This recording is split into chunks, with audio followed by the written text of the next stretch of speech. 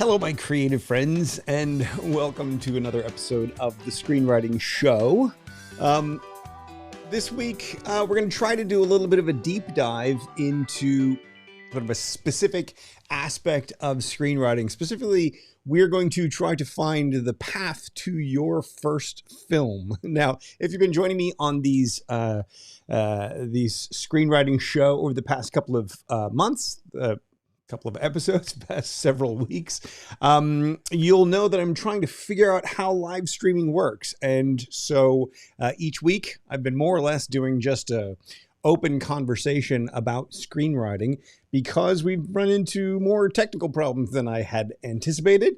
Even right now, I don't know how it looks on your stream, but to me, it looks like the picture's kind of jaggedy. This is a problem I have not been able to fix or work out. I'm not sure what to do about it. I'm going to be sending back a piece of equipment to the manufacturer to try to swap it out, see if that's the problem.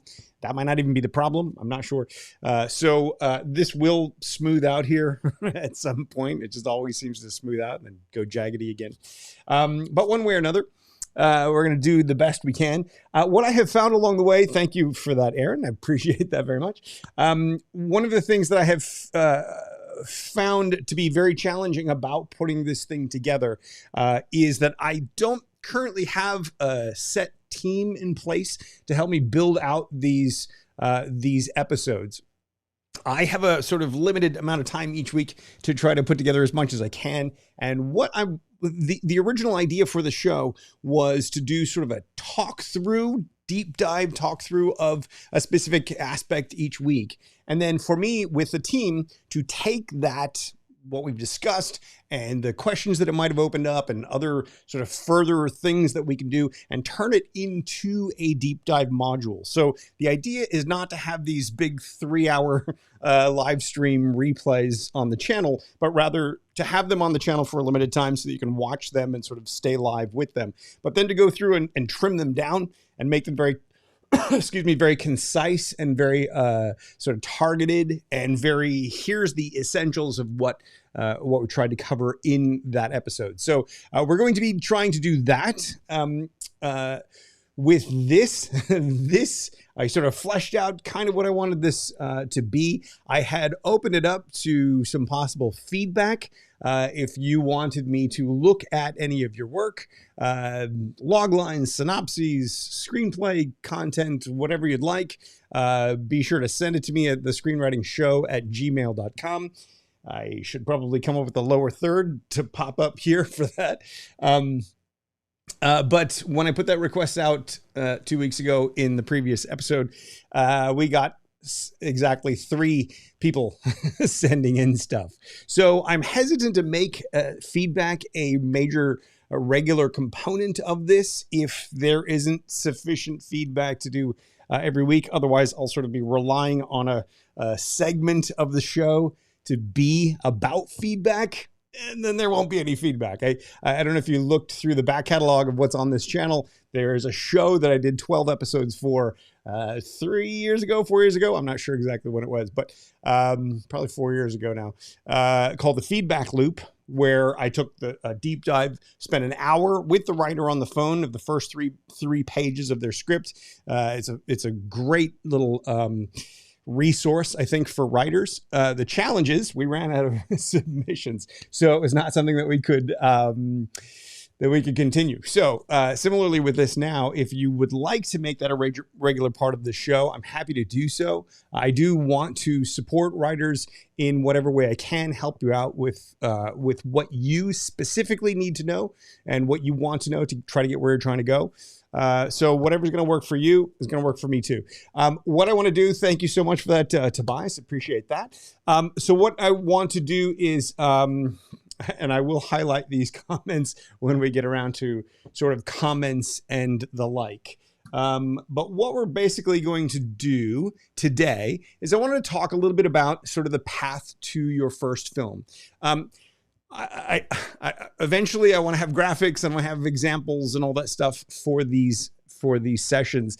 At the moment, I still don't have that. So we're just going to talk it through. And then once I sort of discuss this aspect of the topic, of this aspect of screenwriting, then I want to go into the comments and find out what you guys are thinking, read through some of the questions, and we'll do some more Q&A after that. So when it comes time to thinking about how to get your first film produced, one of the things that I have found along the way is that most of the writers that I have encountered or dealt with along the way seem to have sort of top-level Hollywood type aspirations in their mind when they think about their projects. Maybe you have an idea for a movie, maybe you have an idea for a TV series, maybe you have an idea for something that will be on Netflix or whatever the major broadcaster is in your country, wherever you might be. It's easy to dream of that, see the movie, see the TV show, think of that, and think of that as your driving motivation, your goal, your target. The challenge that we have, the problem that we have, is that at that top level, you are literally going to be competing with the top screenwriters in the industry. And not only that, the people who have the experience of producing films, producing television, they have often already worked with some of the best writers in the industry. They've made relationships with other writers along the way. So not only are you competing at a quality level, you're competing at a connections level. So if you're new to screenwriting, and I'm going to assume that if you're watching the show, you're newer or you haven't yet made your first script sale. Maybe you've been doing this or struggling at this for years and years and can't quite figure out how to break through. That's who I'm trying to talk to, by the way. I'm trying to get you from being an unproduced writer to being a produced writer. And the only way that we're really going to make that happen is if we're going to start to think intelligently, we're going to think strategically about how to go about doing that. Most writers think of that top, that the pinnacle of Hollywood, which is where they want to try to get that big superhero film or the tentpole Hollywood blockbuster project. But you got to understand, writing a screenplay is not like writing a novel. It's not like writing a short story that someone is going to read and enjoy, and that's the end of it. A screenplay is the blueprint for the production process. Screenplays only have one purpose in life.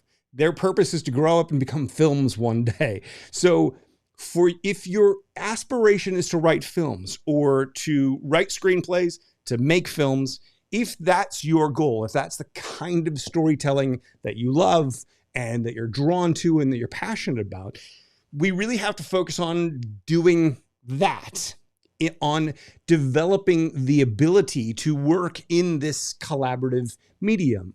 The reality is, movies don't get made by one person. Like a painter can go out and buy a canvas and an easel and some paints and create their masterpiece and sell their masterpiece to someone who would love it. A novelist can go write a book in their room, self-publish it on Amazon, build an audience, eventually sell it on to a publisher. The end user for both painted art and music, if you make music in your garage, and novels, if you're writing novels at home, the end user is the person who is going to directly consume that thing. As a screenwriter, the end user, the consumer, is the person sitting in the cinema, sitting there watching the movie on the big screen or watching the show on TV, clicking it on Netflix and watching the show. They're not watching the screenplay.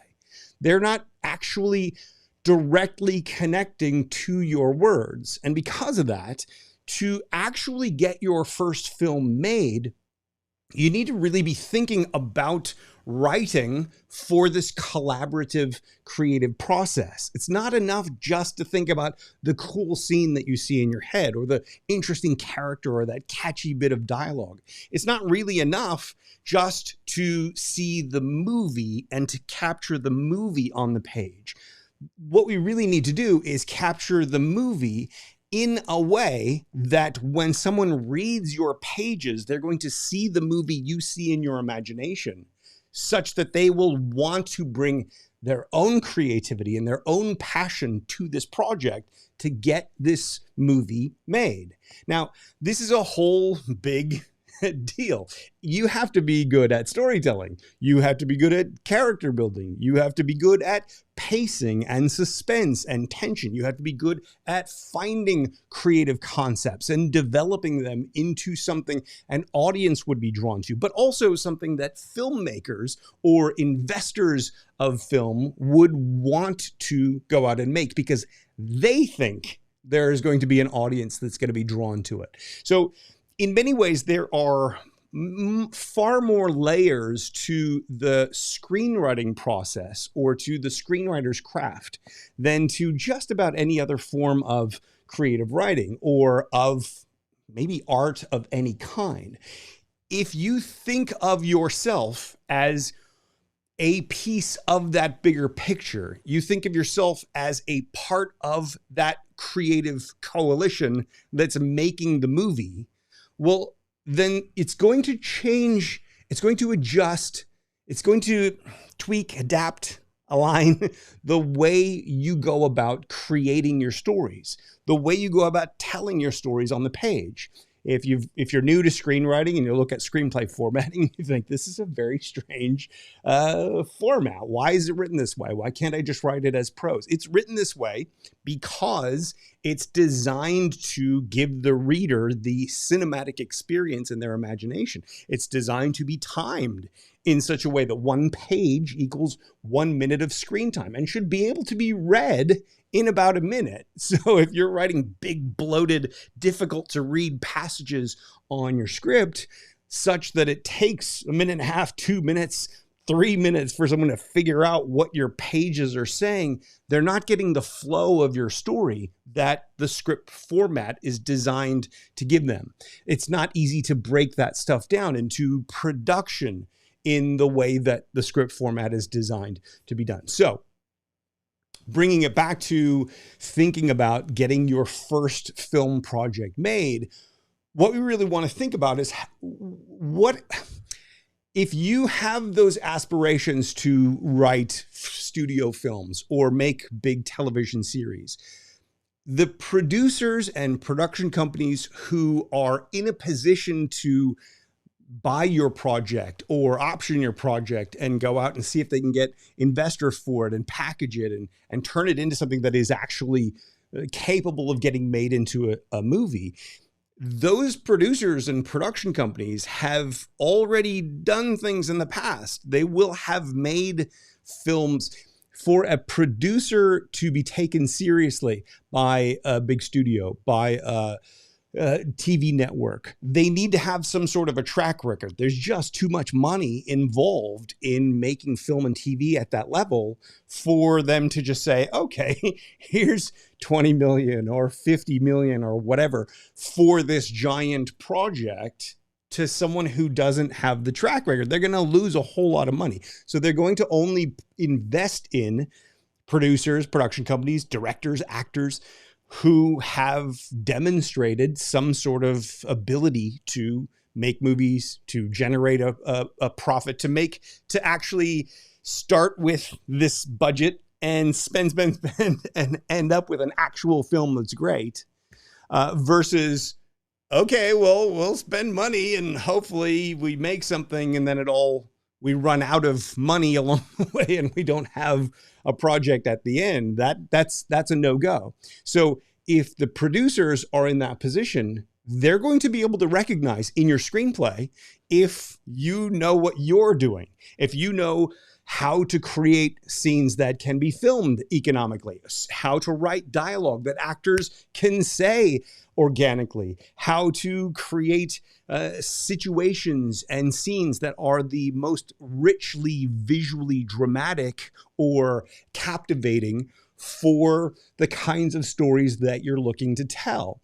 If you don't have that skill set, that's fine, but you just have to develop that skill set before you try to reach out to that level. Now, just in the same way that you can't just go out and buy an easel and a canvas and some paint and start doing your own movies. Movies are necessarily involving lots of different people, lots of different resources. It takes time to make even low budget, no budget projects. So my suggestion to new and emerging writers who have not yet sold their first screenplays, is to focus on the lower budget realm, to try to get projects made by people who are also trying to make a name for themselves. If you haven't yet sold a screenplay, your first project along the way, if you can connect with a filmmaker who has maybe made one film of their own, but that they wrote, so the story's not that great, but wow, they're really good with the visuals. They're really good with extracting maximum production value out of a very low budget. Well, maybe that person would be more likely to connect with a first-time writer or someone who is emerging with those talents. So my suggestion to writers along the way, I get people misunderstanding what I'm about. I believe that the skills you need to write at the top level are skills that take quite a bit of time and energy and effort to develop. And I believe that if that's your goal, that should be your goal. And the process that I reverse engineered to guide you through that process is the same for someone working at a studio level and someone working at an indie micro budget level. The difference is, if you're new to the game, if you focus only on that top tier and you try to pursue that top tier and you don't reach that top tier and you get frustrated and dispirited and you lose your sense of passion or motivation or desire to continue because it's all impossible and it's really just a crapshoot anyway. It's only who you know. It doesn't matter how good your writing is, or they can't see how good my writing is. They would know quality if it came up and bit them in the butt. All these kinds of attitudes are often the result of seeing an ambition that you're not yet prepared for, that you're then frustrated that you don't achieve. So if we think about actually reducing it to your first film, getting your first project made, if you can find people who are at your level, whatever level that might be, you're going to have a much better chance of getting to know them. They'll be more accessible. They'll be easier to find. They'll be more open to reading your stuff. If you develop a relationship because you are both interested in the same kinds of stories, let's say you're a horror film writer and you see some short film on YouTube that's fantastic, but it's kind of not that great from a story standpoint or from a writing standpoint, but that filmmaker's kind of talented. Why not reach out to that kind of a person and work together to try to get those first projects made? Now, a lot of writers just don't want to do this because when they think about writing movies, they're thinking about the big payday that would come from selling that big studio project.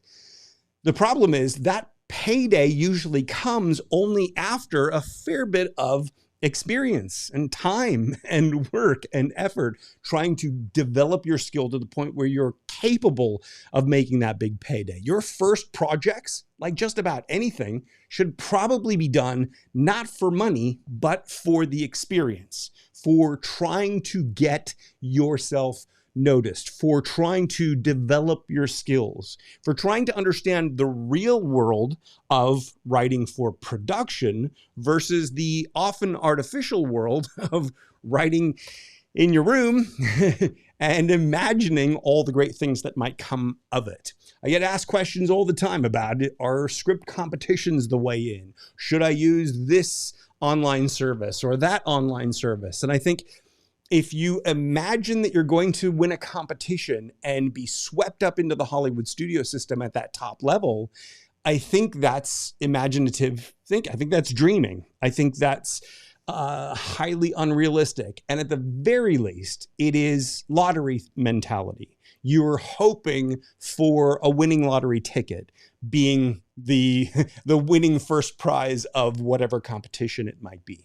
And that to me is just not the strategic approach to getting your first project made, or to actually getting to the point where you can build a career out of screenwriting. Screenwriters who build a career out of it are the kinds of writers who can demonstrate their skills, who are good at pitching ideas, who are good at taking other people's ideas and quickly spinning them into something interesting and compelling. There's a skill set that is in high demand within the film industry.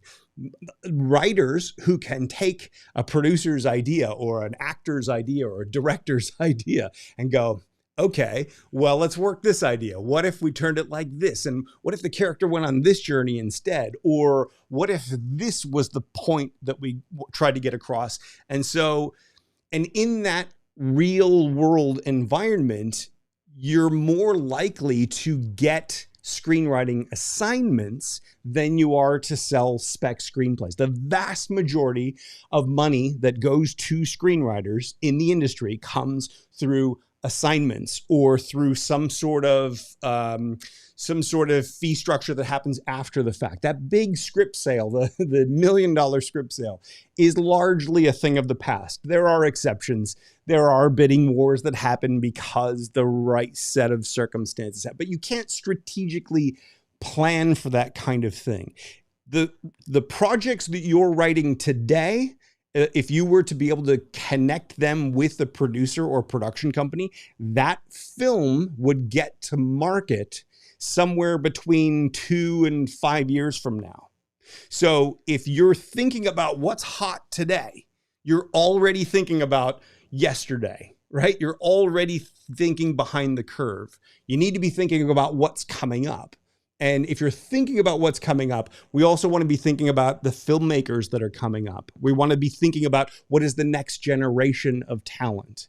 If you have your dream filmmakers that you want to work with, the Tarantinos of the world, or the Spielbergs, or Chris Nolan, or whoever it is that you would love to work with.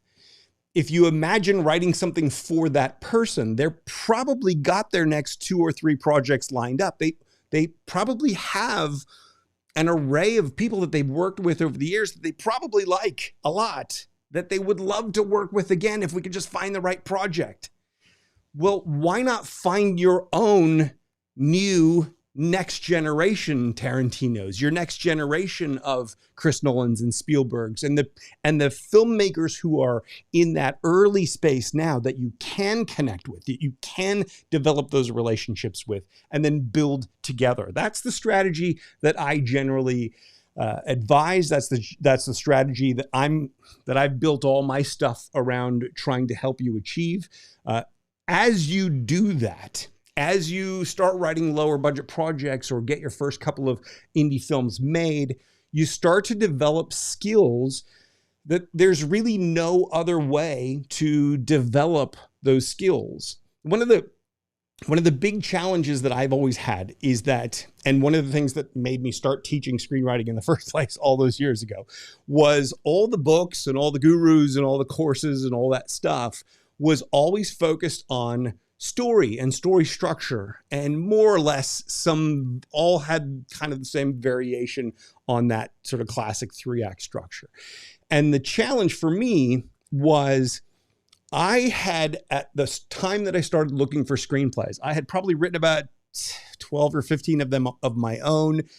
Most of them didn't go anywhere. I turned one of them into a film with a friend of mine, and through the process of going from idea to story, screenplay, pre-production, shooting it, then editing things together, seeing all the flaws in my script from a production standpoint, from a post-production standpoint, from ultimately a marketing standpoint. That stuff made me realize what was important and essential and necessary in screenwriting, more so than any of the books that I'd ever read. The production process, because this is a collaborative medium, because this is something that you are writing for a team of people who are going to go out and make the movie that resembles what you had in your mind, but that really is now its own art form that pulls in the talents and creativity of all these different people that are working on it. Because of that, just knowing the theory of story structure or of how to put the words on the page is like half of the equation. The other half of the equation is seeing that project then get turned into a film. So to me, and what I'm going to suggest for you, to actually focus on strategically, how do we go about getting our first film made? I'm going to say, you can do what you want to do. I'm never going to tell you not to pursue the top tier. Yes, there will be people that will break through. Yes, there will be exceptions to all the things that I'm saying. But from a strategic standpoint, to me, it makes more sense to write projects that get produced at the lower budget level, develop those skills, see what that difference is between the theory and the practice, between the ideas in your head, the ideas on the page, and the ideas made real in front of a camera, and then turned into something extraordinary in post-production. Post-production changes everything. You can edit a scene to make an actor look like they gave a riveting performance when they were terrible on the day. You can do exactly the opposite to that as well. Your own words as a writer are going to get translated by the people making the projects. So wouldn't it be better for us to focus on learning those skills and developing those skills along the way so that we're prepared then with a couple of things. First, we're prepared with the skills, the skill of writing under the gun, of we have these production changes that just popped up. We've got some budget limitations, or an actor has to bow out halfway through the project. How do we change the script so that we can keep what we've shot of that actor, but switch it? These kinds of problems come up all the time. It's the nature of the beast. So are you as a writer actually skilled at adjusting to those things, at creating new stuff that is equally as powerful for your story as the original script was, but now in a completely adapted on the fly sort of way? If you develop those skills, you are more prepared at that higher budget level, at that top tier of the studio system, of the TV network system, all of that.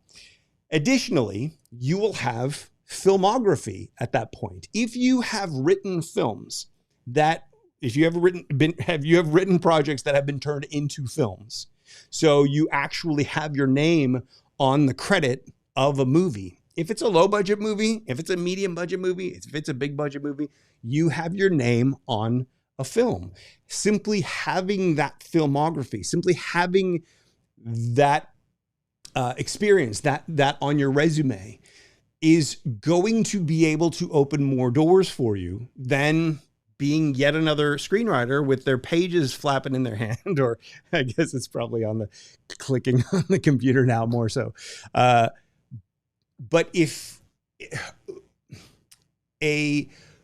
look, it's like everybody, producers, directors, actors, all of us. It's so much easier to click play and watch the first 5 minutes of a movie or a trailer or something like that and go, wow, this looks great.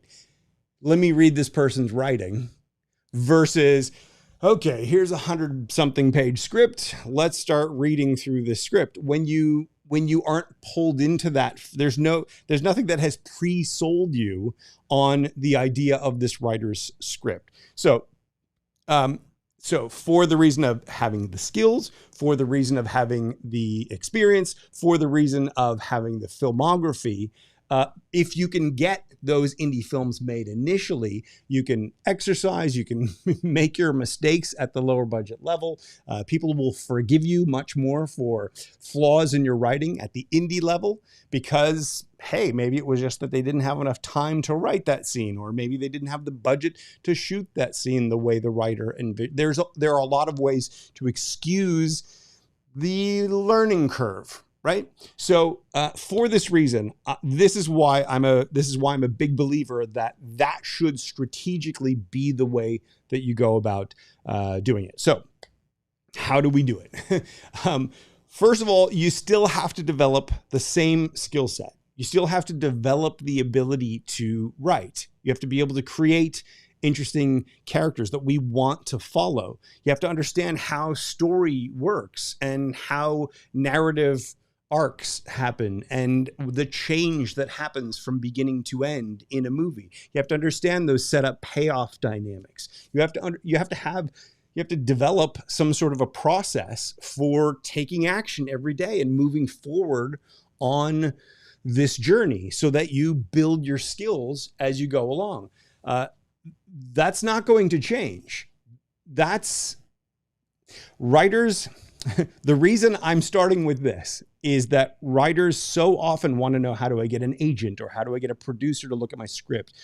And the reality is, if you have the skills and if you have the ability to reach out to that top level, you don't need to ask me how to do that, because you know how to do that. You learn how to do that through doing that along the way. I know it feels like a cop-out answer, but that is actually the truth, and you'll see the wisdom in it the further along in the journey you are. So my suggestion is going to be, first of all, to develop your skills, to get good at writing stories. Don't fixate on that one project that you just have to write. That project, definitely let that be your fuel. Let that be your motivation. Focus on it, work it, do it, pursue it, write it, get it done. But what you will find if you actually pursue all this is that the longer you do it, the less great you think your early stuff was. I don't know of a single writer who looks back on their early scripts and says, wow, that was amazing. They all go, oh my God, I can't believe I sent that out to anyone. That's okay. That's nothing to be ashamed of. That is the evolution of the creative artist. So there's no problem with your work today not being as good as your work will eventually be. But the more projects you can write, the more you do this, the more you keep taking action, keep moving forward, go through that process. Don't worry about if this script that you're working on today is going to be your $1 million blockbuster seller or the competition winner or whatever. Write the script, learn what you need to learn, and then write your next script. Keep working at this, keep developing this. Of course, you can spend as long as you like on any given script. Maybe you're the kind of writer that just needs to make it perfect and every little thing has to be magical. That's fine. Nothing wrong with that. But just know that the more projects you can write, the faster you will develop as a screenwriter. The sooner you will be able to and be prepared for connecting with those filmmakers and working with those people to get actual movies made. So, does that make sense? I see questions and comments going along over here. So I'm not sure how far off we are from what I've been talking about. But I'm going to go through the questions and comments shortly here. But so I lost my train of thought. So when we think about how do you go about getting your first film made, first thing you have to develop these skills. You have to have scripts.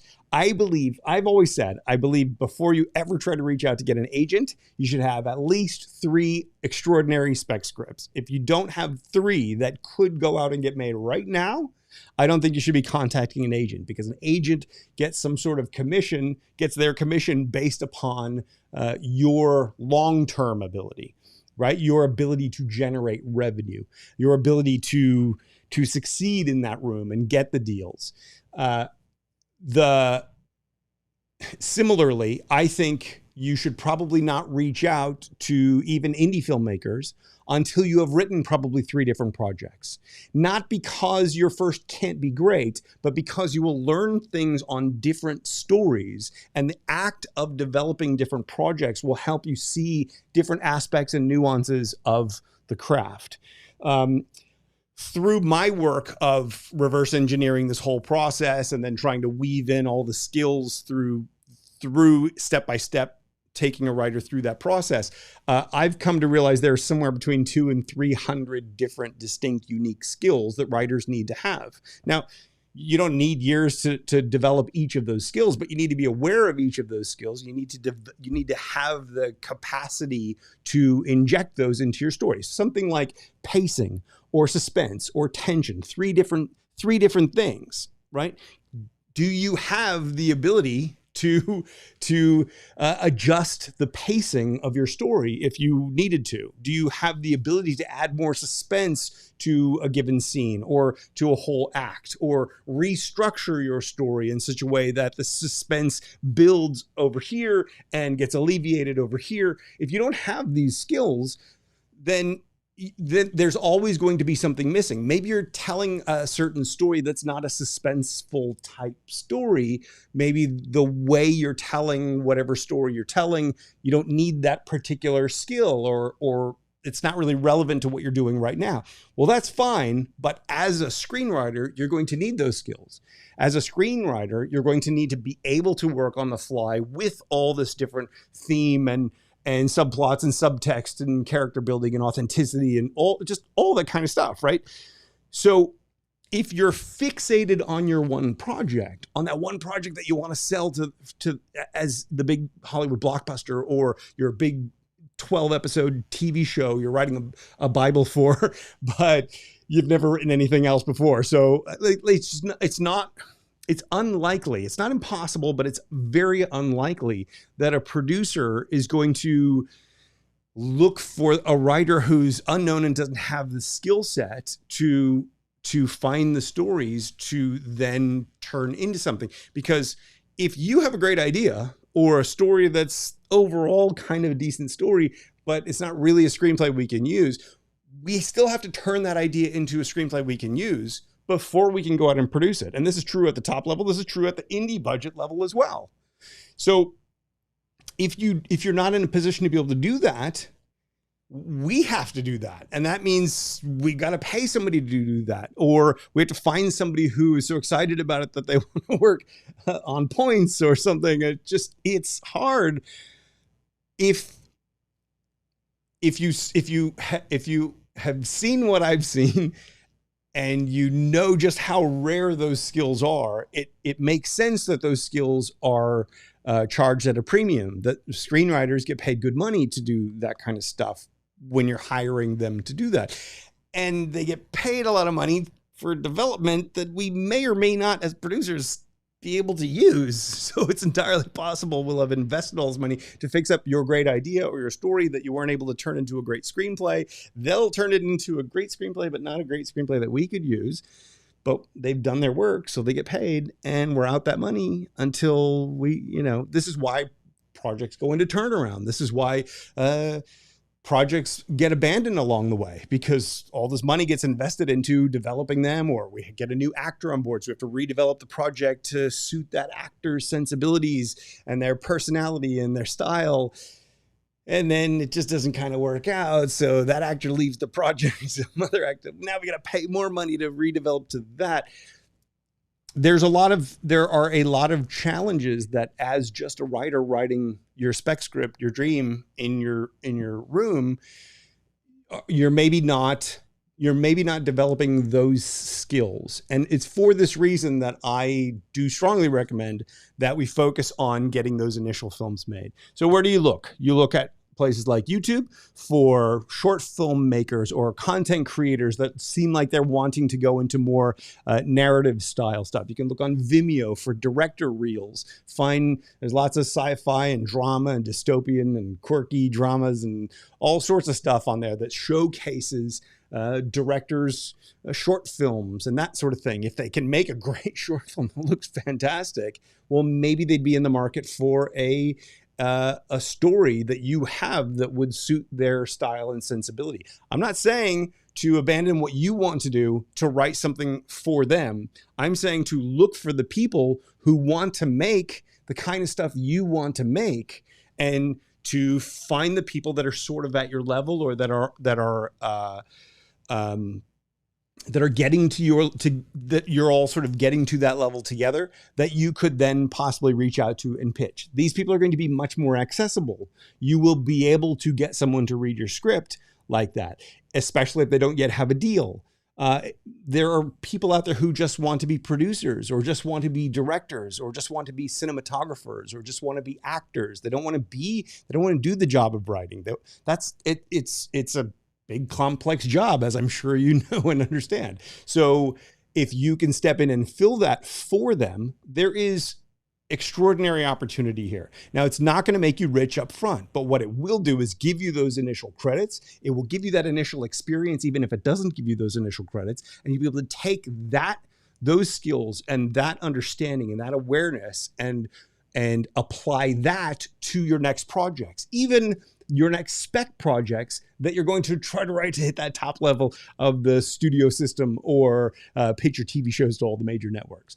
If you start to understand the dynamics involved at the lower budget, that knowledge, that skill set, that awareness and intuition feeds into your creativity when you're developing your next projects. And that makes your next projects all the more appealing and viable. So it's not just about the words on the page, but it is very much also about the words on the page. And can you spin a visual, emotionally compelling tale? So this is sort of strategically where I'm suggesting we go. Now, what I would like to do, because eventually, like I said, for these kinds of shows, I want to have an actual presentation here where we're showing slides and I'm explaining different points, and I'm going to give you bullet point lists of things to think about. I want to give you bonus handouts to help you develop ideas, come up with some exercises and analysis tools and all that kind of stuff to really try to help as much as possible in this kind of exploratory deep dive session, to try to help give you the tools to be able to do some of these things. So in future episodes, we'll look at things like tension. We'll look at things, we'll spend a whole session like this just talking about tension. We'll spend another one just talking about pacing. We'll spend another one just talking about the setting of your scenes. All of it. We'll do hundreds of these if there's interest in it. You'll have to please spread the word, because we need we need more people. I thank you all for being here, by the way. But ideally, if this is bigger and this is broader, and it can lead to helping to build the situation, then we can take this further and further. But for now, because I'm just sort of talking through it, what I would like to do is go to the to the comments and the chat and see where you guys are at.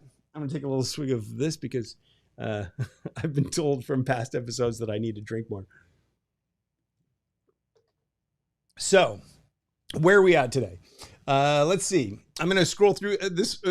I noticed there was a bunch of chat on here before we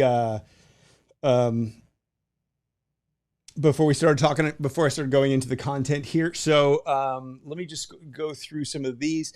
Dimitri said first. Awesome, Dimitri. Nyla, is it Nyla or Nila? Anyways, why is it? Oh, you were complaining that I wasn't here before the start time. Let's see. Difference between animation and normal and live action movies. We'll talk about that in a future session. I don't go too far into that at the moment. Hunter says, how much does it usually cost to get your screenplay protected? Protection is a copyright issue. We could talk about that in a future episode as well. In a nutshell, all you really have to do is be able to prove when your story was created, and have some sort of way to prove that the person that you're alleging stole your content saw it, and if they just sort of heard about it through the ether, it's going to be very hard to do that. So don't worry so much about protecting your work. Register it with the Writers Guild. It's like $10, $15. I don't know. I don't know what it currently is. It was $10 forever. I might have gone up to $20. I'm not sure. But I don't even personally know too many writers that are still doing that, because you can kind of prove it there are ways to prove. You basically just need to date stamp it more or less, so that we have proof that it was created on this date or prior to this date that the other person would have found it and stolen it. I understand that the majority of studios use final draft for their screenplays. Is it possible that low budget straight TV movies use Celtics? Possibly. I don't know. I don't use Celtics, or I've always been a Movie Magic screenwriter guy. So see, have you written a movie script, or are you currently in the, tip Nyla. Is it remotely possible to write your draft, or is it even remotely possible to write your draft of your screenplay in 48 hours? This is what Hunter asked. No. Yes. No. Well, yes, but it doesn't really matter if you can write a draft of your screenplay in 48 hours. That is a meaningless thing to say or to do or to aspire to. At the end of the day, no one will ever care how fast you wrote your screenplay. They will only care how fast it reads, how compelling it is, how engaging and emotional and visually arresting it is.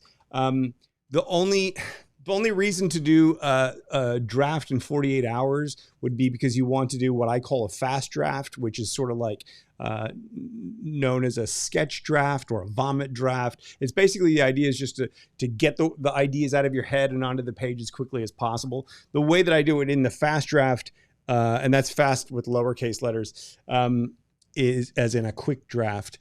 The way that I suggest doing it there is to still sort of map it out, outline it, give yourself some prep work in the lead up to it. And then the actual typing of your draft. You can do that in 48 hours quite easily, but you have to understand that when you see something in your head and you try to get that onto the page, it will always come out subpar, because the ideas in your head have all these feelings attached to them. Whenever there's an empty hole or a gap in your idea, your brain says, I don't know what's going to go there, but something great's going to go there. As soon as you start putting it on the page, those gaps become very apparent. Oh, gee, nothing great went there. I have to figure out what great is going to go there. To hope that your intuition will be able to spit out extraordinary writing is it's a kind of a fool's errand. It's not really something to focus on. It's not something to aspire to. With fast screenplay, the way we do the whole point of fast screenplay is we go through the 200 plus skills, and we go step by step through the entire process from the very beginning all the way through to the very end. And in so doing, you almost like slow motion go through the complexity and the experience, so that when you get to the end, you actually have that as part of your muscle memory if you've actually done the work, which most people don't, but that's another story. So if you actually do the work, then you have that sort of muscle memory. So then when you go through the fly-throughs, when you go through the fast track step afterwards, you're trying to do all that at a faster pace. So the first time through fast screenplay, for example, it takes you a year and a half. It's really very methodically, meticulously developing all those steps and all those skills. When you get to the end, the whole point is to then do it again as fast as you can. And eventually that time shrinks and shrinks. So your next project might take you only 6 months, and the next one might take you 4 months, and the next one might take you 3 or 2 months. But because, like we said earlier, with you developing those skills along the way, you actually develop the skills. You start to develop the intuition for the pacing and the tension and the roller coaster of emotions and the first 5 pages, the last 5 pages, like all that stuff just becomes a part of your process, because it's a process-based approach. So what you'll end up with is the ability to create a first draft that is pretty extraordinary in about a month and a half. Trying to write a draft in 48 hours is pointless. But if you aspire to get intuitive and be able to, at a level of mastery, write something quickly and spontaneously, then your creative subconscious is feeding that creative process, and you actually will be able to write quality at speed. The problem is that shouldn't be your goal, your ambition, because it doesn't matter. Like, no one will ever care that you wrote it in 48 hours or a month. Or if you wrote if I have two scripts in front of me and this one took 48 hours to write and this one took 10 years to write, and this one is not that great and this one is extraordinary, well, this one wins. If this one is extraordinary and this one's kind of this one wins. So I don't care how long it took. I'm only going to care when I start working with the writer, and are they able to do rewrites quickly, or are they able to develop, are they able to adjust to production realities quickly and intuitively? That's where it really comes up. So that's what I would say about that, basically. Debbie says, howdy. I say, howdy. Let's see. I want to give a shout out to Aaron Bell, who did a super chat just to support me of $10. Thank you so much, Aaron. I really appreciate that. As you guys know, I'm not here to make money off of writers. I'm here to help writers go through the process so that at the end of it, we can make movies together and make money together on the films that we make. So everything I do screenwriting wise is done at cost. So the screenwriting system that I developed is all at cost. I do this show here without any request for any of this. So these kinds of donations and these kind of shout outs are very much appreciated. Thank you so much. Not obligated. Nobody's obligated to, so don't feel bad if you haven't sent me anything like that. That's totally okay. I'm not here for this, but I certainly do appreciate it. And I want to shout out to Aaron for doing that. Thanks so much, Aaron. Appreciate that. Let's see. What else have we got? Anyone here also posted on Blacklist, says MJ. I don't know. I guess that's a chat in and amongst. How just talk to each other. Aaron asked if I can please repeat the email address. So for sending stuff in for feedback, if we're going to do feedback on future episodes, which at this point is an open question, but that is the Screenwriting Show at gmail.com, which I'll note to self, I need to get a little lower third to come up. I have a couple lower thirds that I made, which I may or may not show you just for the workshops and for Fast Screenplay. So anyway, I'll show you. Fast Screenplay one looks like that. So if you're interested in Fast Screenplay, it's fastscreenplay.com. It's the complete process, step by step through the whole thing. I don't want to do these big sort of ads too much. So let's see. All right. So let's see. We have Debbie says, I'm still trying to do a revision. My original TV script, too long. Okay.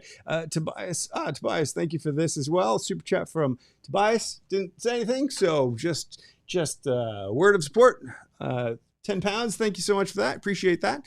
That's very sweet. If you have any questions or whatever, let me know. I will definitely pop them up and highlight them a little later when I come to them. Let's see. Sounds like one that needs preparation before diving. Okay. Talking amongst themselves, because last week and the previous weeks I've gone through and read every comment and highlighted them all on camera. This time, because I wasn't doing that, I think everybody's talking to themselves as well. Are there any questions along the way? Let me just sort of let me scroll down for a second and see if there's any live questions we can get to. Twice says, you're welcome. Thanks, man. Let's see. I don't see any immediate questions, so I'll go back and come down through the... let's see. All right. Chad says, screenwriting is like being an architect. You don't build the building. Sure. True. You draw up the blueprint. Yep. True. Let's see. Got a screenwriter. Got to master the blueprint.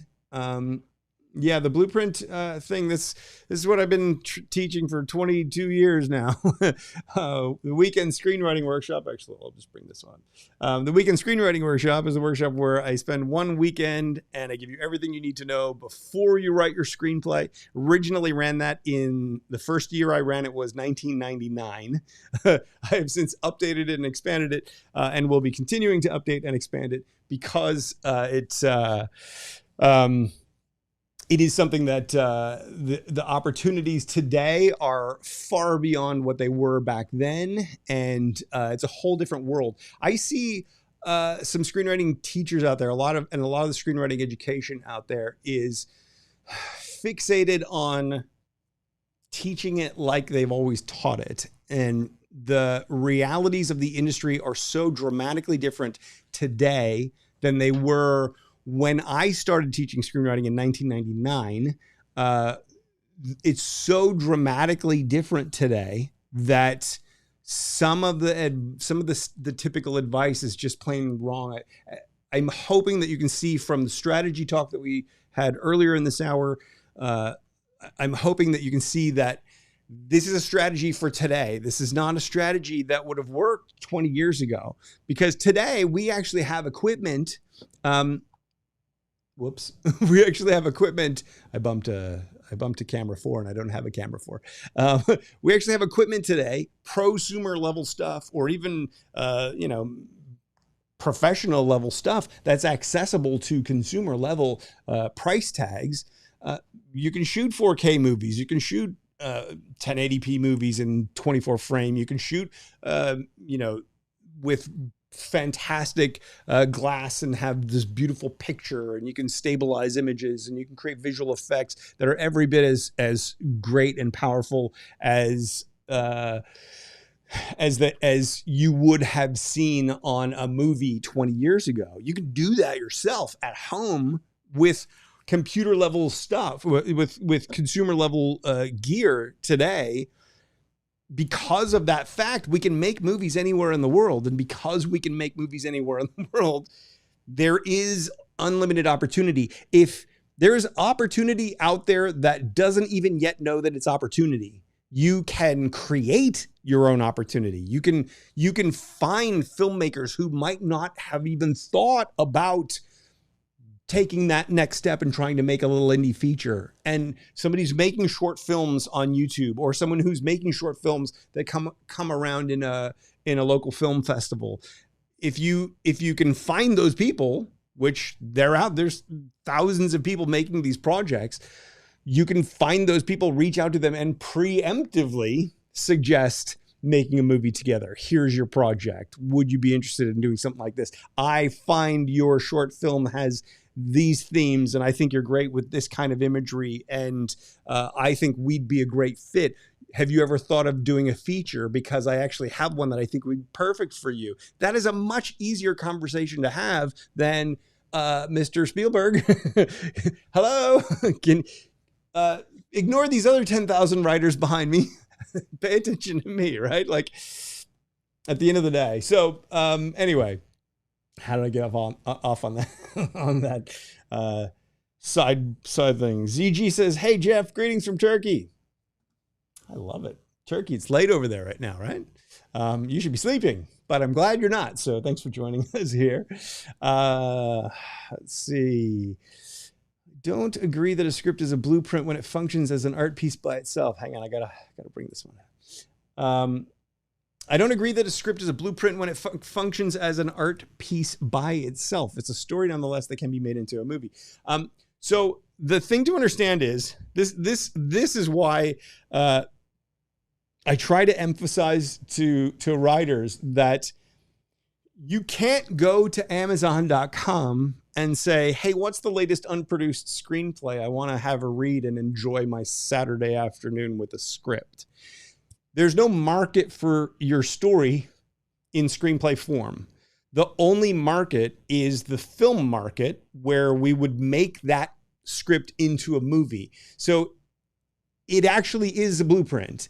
It is art unto itself. And I'm I'm number one advocate for screenwriters. I believe that it is a very underappreciated art form. I believe that the industry would do well to recognize and celebrate screenwriters at a much higher level. My whole thing of building the indie film studio is I want to make films that writers get a large percentage of gross profits, because like first dollar, like we sell rights to Turkey for $5,000.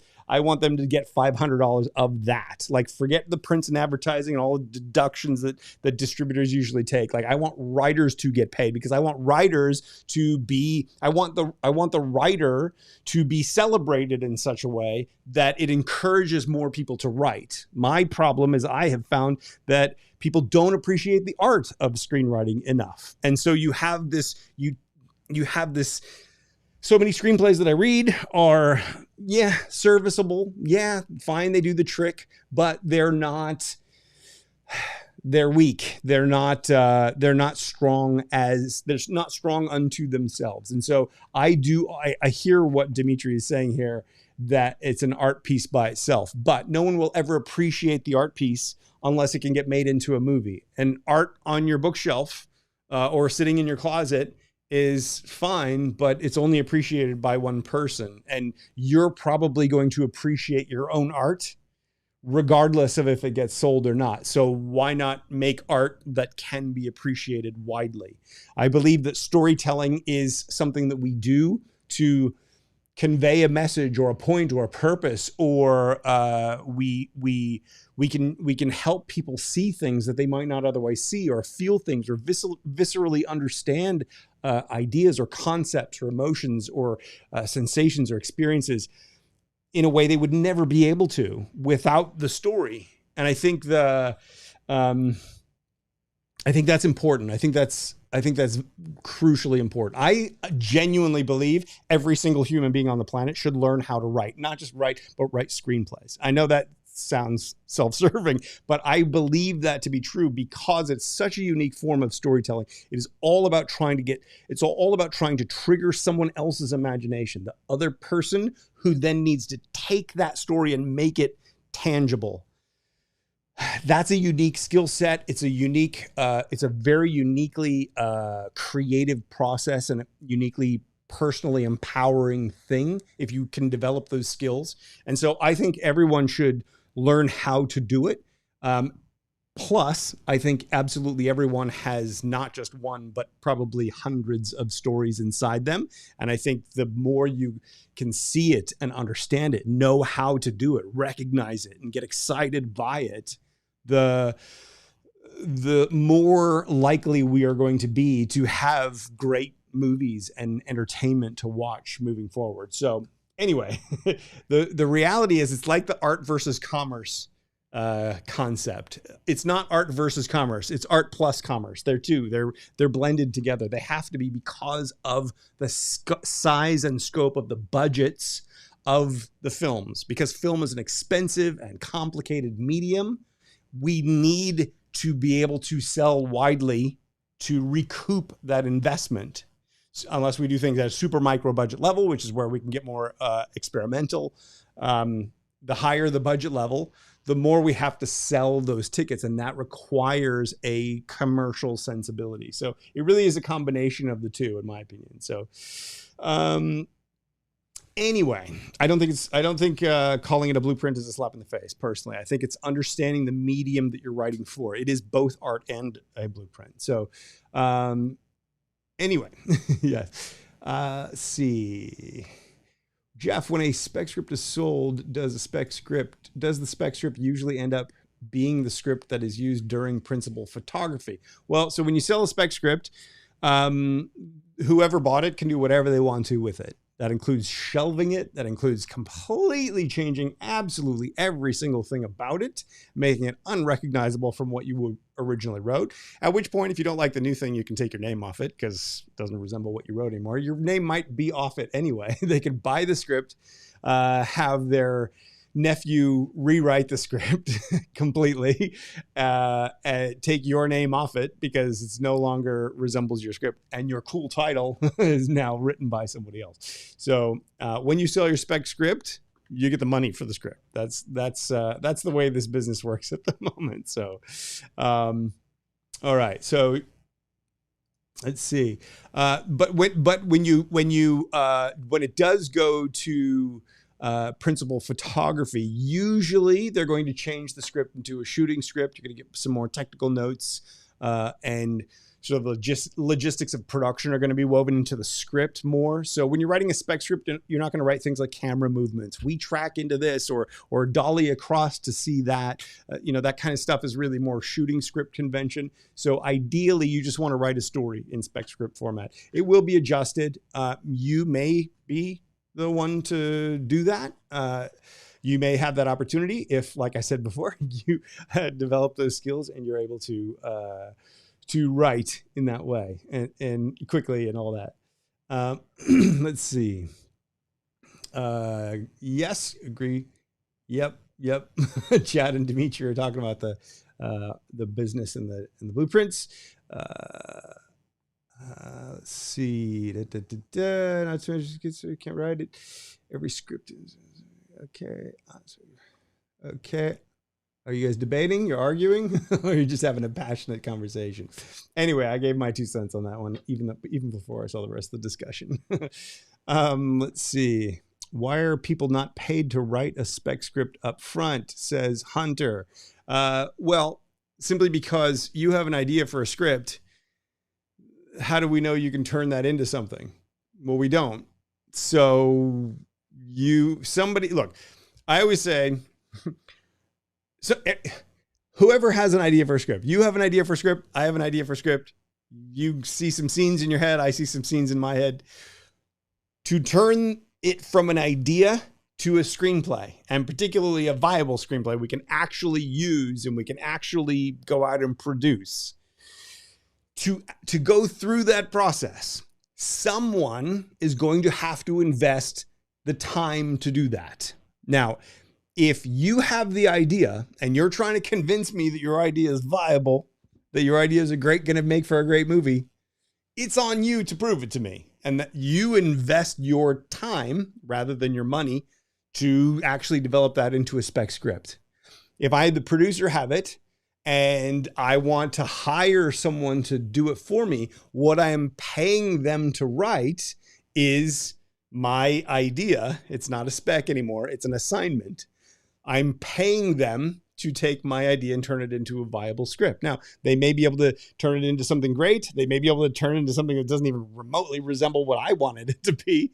Well, if I wanted it to be what I wanted it to be, I should go ahead and write it, right? So that's the ultimate bottom line with it. The dollar reality of it is that we write spec screenplays because it's an unproven idea and we believe in it.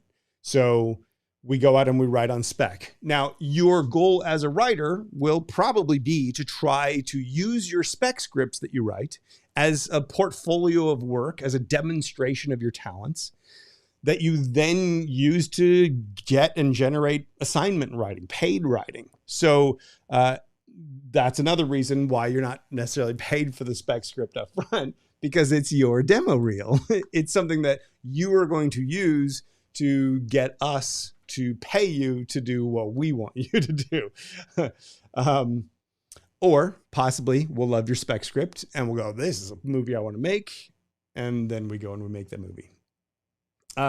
Tobias says, I see writing more like assembling a chest of drawers. The clothes, shoes that go inside are the characters, themes, and stories. You have to slide the drawers out at a certain time to reveal. I like that. Not bad. There you go. Hunter says, because you master the craft before you can be hired to write something or rewrite something, similar to what I said. Although you said it before I said it, but you read it before I read it too. So how often are screenplays written in-house, says Hunter? Well, I would say probably most of the time. It is, in my experience, my production company looked for screenplays for 18 years. And in 18 years, we got around about 30,000 or so project submissions. I had people, initially I had people submitting screenplays. Eventually I just said, whoa, too much. Just send the log line. If it was a log line that seemed to be, the writer was obviously knew what a log line had to be, which is rare in itself. We'll have an episode on log lines at some point. And it was something that I thought we could use or would be something we could do something with, or I just was looking to read something good, I would request the synopsis. The 1-page synopsis would get sent in. That's the whole story in 1 page, basically. If that demonstrated something with potential, then I would read the screenplay. I read about 7,000 screenplays out of the 30,000. And in the end, found about 26 projects that we wanted to say yes to. It would take us somewhere between 6 months and a year, sometimes up to like 14 months to get through the slush pile, to like read all those submissions. And so when we read enough submissions, we finally found the one that we'd like to make that one. And we reach out to the writer, and it was like optioned elsewhere by the time we found it. So, we found that because good projects get picked up, good projects get optioned. We found that fewer than 1 in 1,000 projects was something we could say yes to. And we found that fewer than 1 in 100, I guess it'd be 1 in 100, would be something that any producer could say yes to. So the rest of them were stuff that like literally no producer anywhere would be able to say yes to those projects, except now, backtracking a little, except possibly writers at the lower budget level who are themselves learning. And so maybe themselves don't quite know viability, what it has to be for the marketplace, or it's something that they just really like and they're overly ambitious and they want to try it and experiment. So they'll reach out and do something. Oftentimes a project won't be viable because of the discrepancy between the budget level that it's clearly written for and what we think we could sell it for. And so that discrepancy makes it something that we were almost certain to lose money on.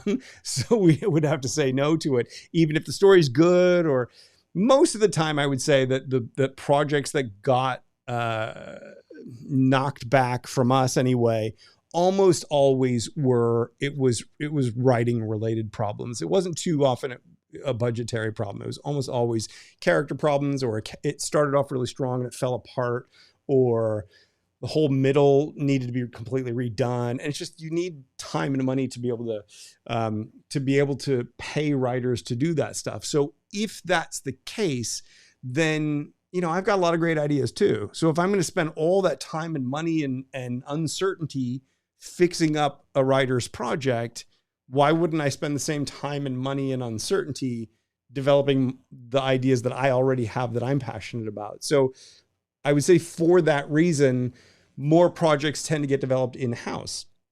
A good example would be, if you look at somebody like Bad Robot, like the J.J. Abrams company, like you have all these projects that get developed in-house by the same group of writers, the Lost writers and the Star Trek writers.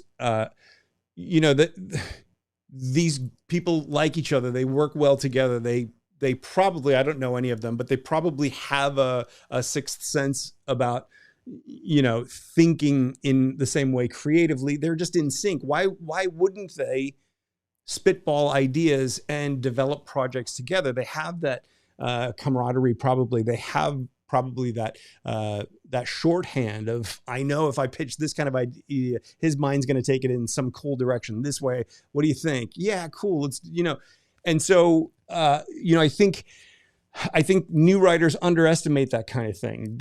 That's where you want to be too, but it takes time to work your way to that place. Those people developed their skills over a whole lot of years. Maybe they were in a better position to be in the right place at the right time. Maybe they had certain opportunities that would be harder for some of us that aren't in that environment right away.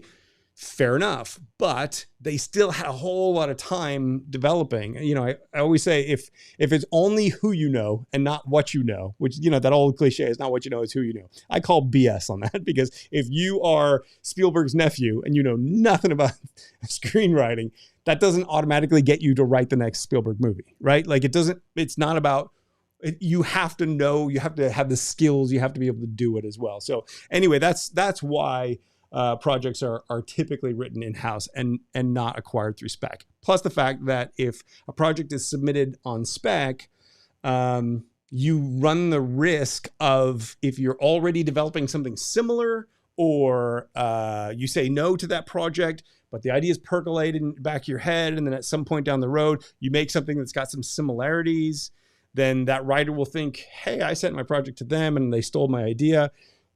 It's better just to avoid all that entirely. And that's why so many production companies and agencies and the like just will not accept unsolicited projects, because parallel development is a real thing. When I was looking for screenplays early on, the second or third year I was looking for scripts, we're getting scripts from all around Australia at the time. And I got 4 scripts from different parts of Australia, all around the country. At like within 2 months of each other, I had 4 scripts from different parts of the country that were all on the same topic. And I remember thinking, even if I liked one of these or 2 of them, I'm going to steer clear of this topic entirely, because no matter which one I went with, the others would think I stole their idea. So it was the first time I realized the parallel development is a real thing. Like that great idea that you have, somebody else probably has that idea too. It's not about the idea. That's why it's not about the idea. It's about the execution. So develop the skills. Ideas are a dime a dozen. Ideas are everywhere. You will always be able to come up with more ideas. You will always be able to develop a better idea than whatever your very best idea to date is. Because as you develop skills along the way, you will have more to draw from. As you live more life, you will have more to draw from. And all of that will give you better story ideas. If you write a script or 3 scripts or 5 scripts and those scripts suck, well, guess what? Each one is giving you more experience. As you have more life experience, as you learn more skills, as you expand and develop as a human being, you have more to draw from, and you have the experience of getting those bad scripts out of the way.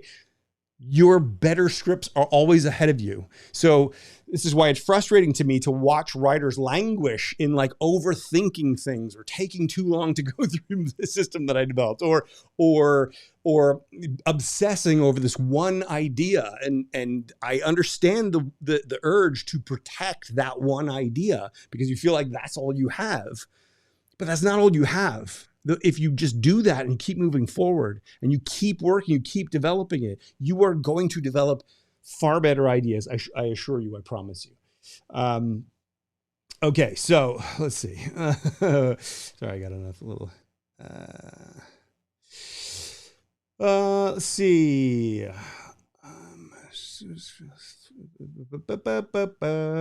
Okay. Source characterization. Yep.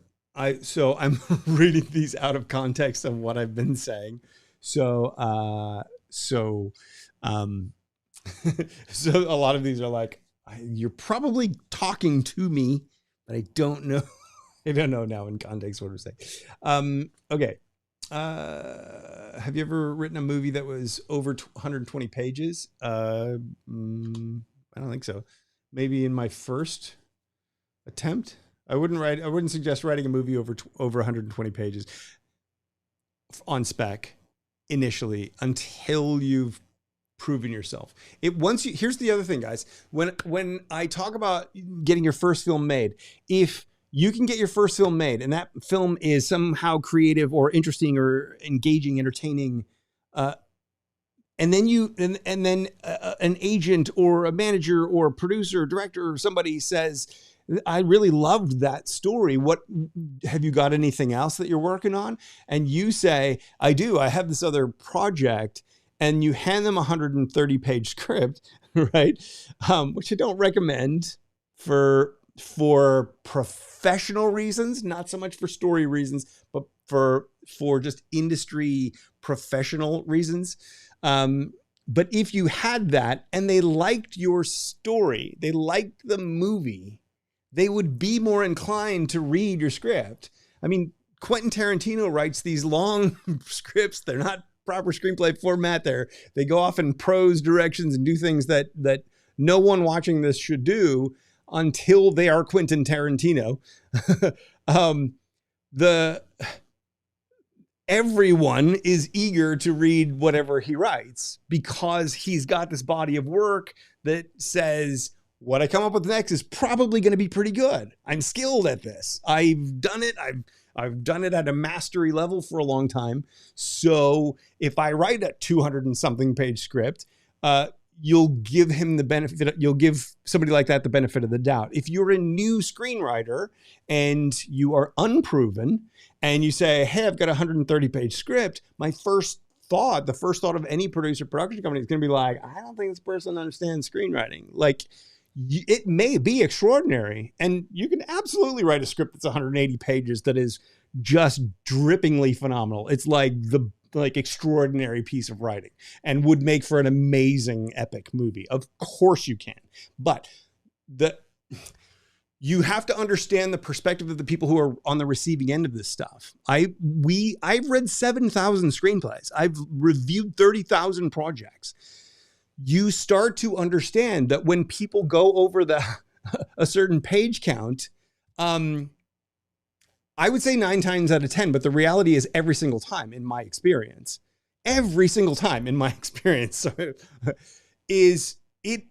that is a writer who does not know what they're doing. In my experience, 100% of the time. That doesn't mean that it will always be the case, but because that's been my experience, if you send me something that's 120 pages, 130 pages, something like that, I'm going to assume you don't know what you're doing rather than assume that you're Tarantino. Do you understand? So when you're starting out or when you're developing your skills on this journey, you want to make sure that you are actually developing the skills and that you are presenting them in a professional way. It'd be like having an 8x10. When I was a kid, I was an actor. We used to have these glossy 8x10 black and white 8 inch by 10 inch headshots, and then on the back you'd have a piece of paper that had to be 8x10 as well. Then you would staple it together. And this is going back a while.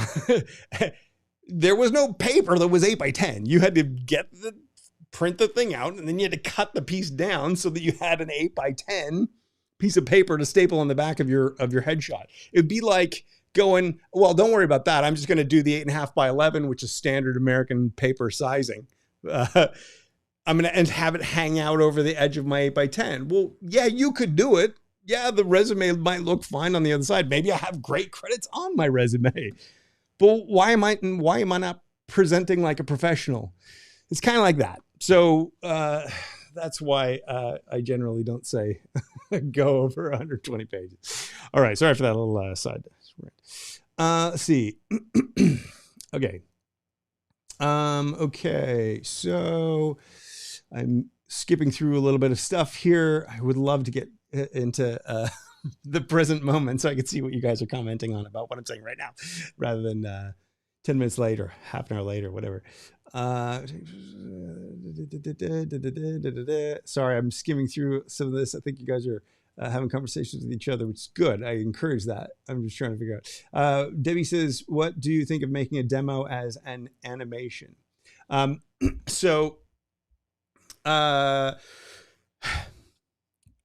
very much a purist when it comes to screenplays and screenwriting. I believe that the craft of screenwriting is one of the most complex and challenging artistic endeavors a human being will ever embark upon.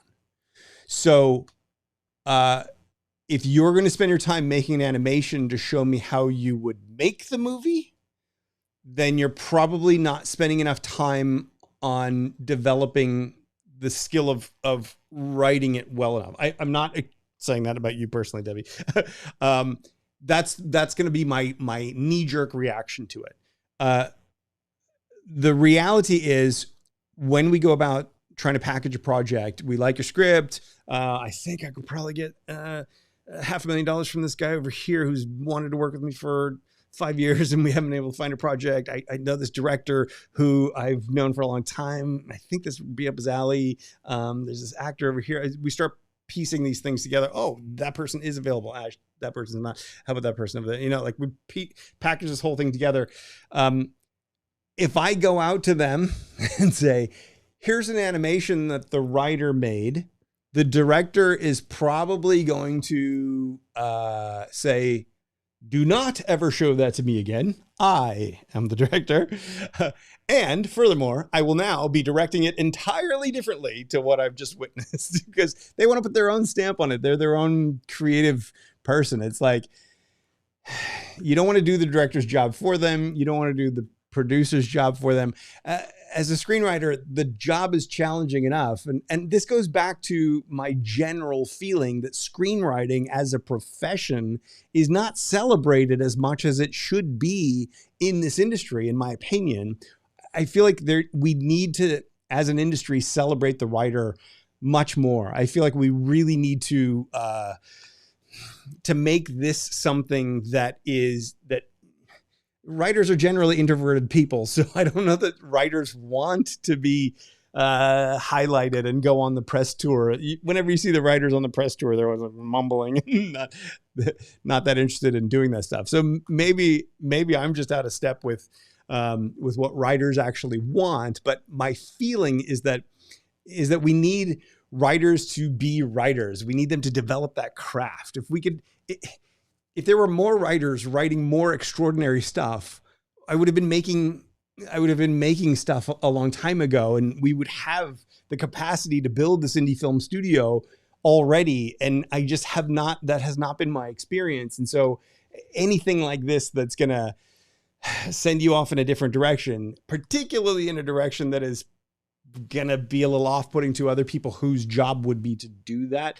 I understand why you imagine that would be a good thing, because maybe visualizing the story that you're writing will help them see it. But that's why writing is the craft that it is. That's why it's so special and powerful and important and necessary and artistic, because you need to be able to put those pictures in our heads with just your words. If you can't do it with just your words, well, then it's not strong writing. And so if you're feeling like you need to create animations to put those ideas in people's heads, then I would say pull back and see how you can paint those pictures more clearly within your script itself. I hope that makes sense. Okay, hang on. I've got to drink something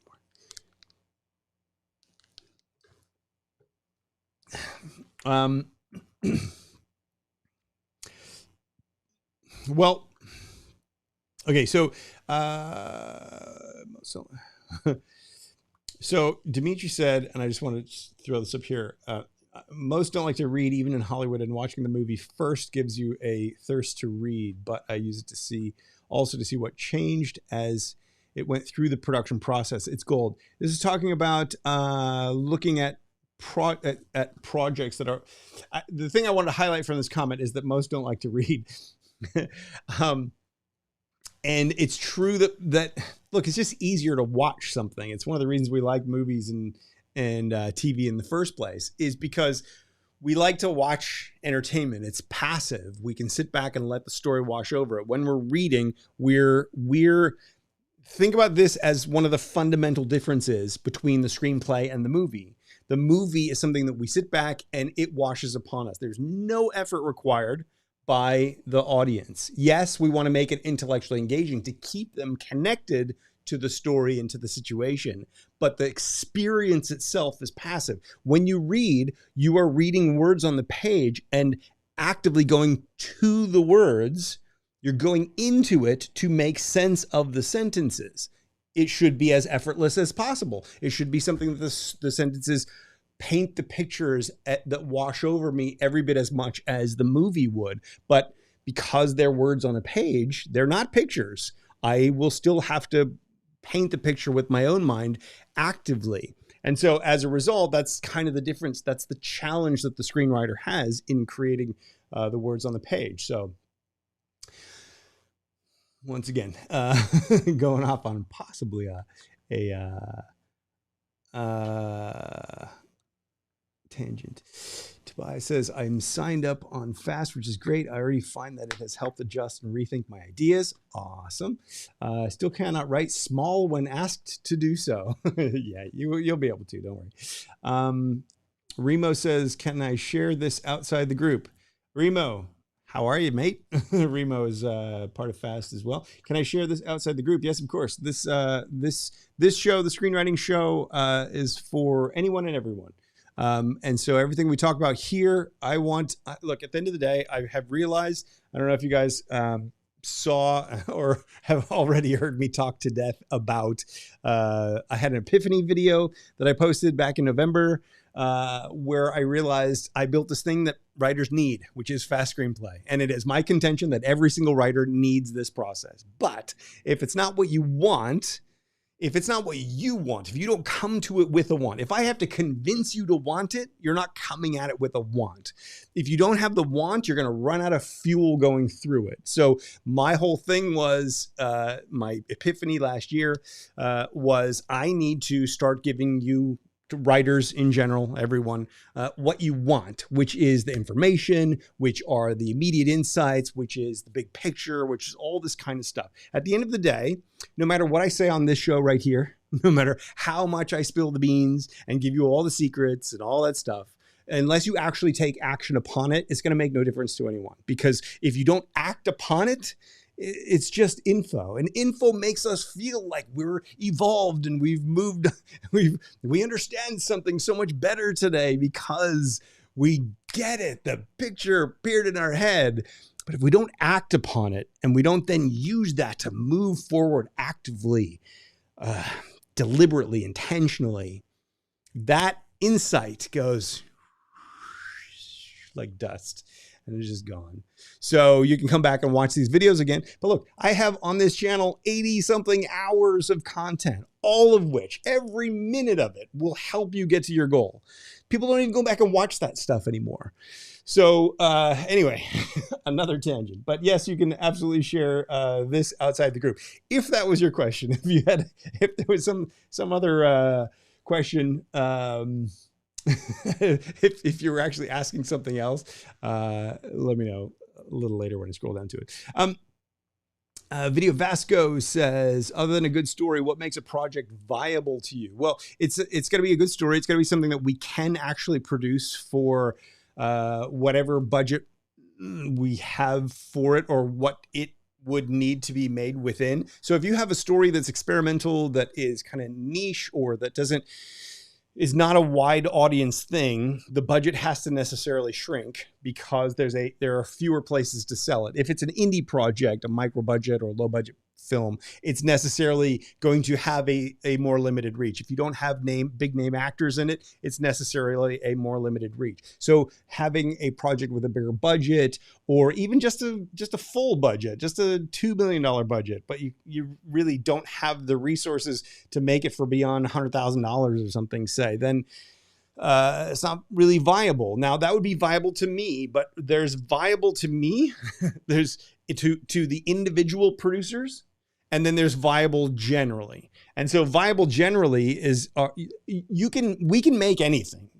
There have been plenty of films that had no business getting made that got made, which prove you can make anything. So I am talking about sort of a general sensibility when I talk about viability of a project that we realistically go into thinking, can we make this at a high enough quality that we're satisfied artistically, but also for commercially viable enough that enough people would want to pay to see this, to be able to recoup the funds for it, or sell it to Netflix or something for a big enough dollar amount to be able to recoup our expenses and what have you, which, Netflix buys everything, but they don't necessarily buy at huge dollar amounts for the smaller stuff. So you can't always make your budget back just from the Netflix sale, and then it's not at Netflix and you can't sell it anywhere else. So there are all sorts of changing metrics involved. And all of those things are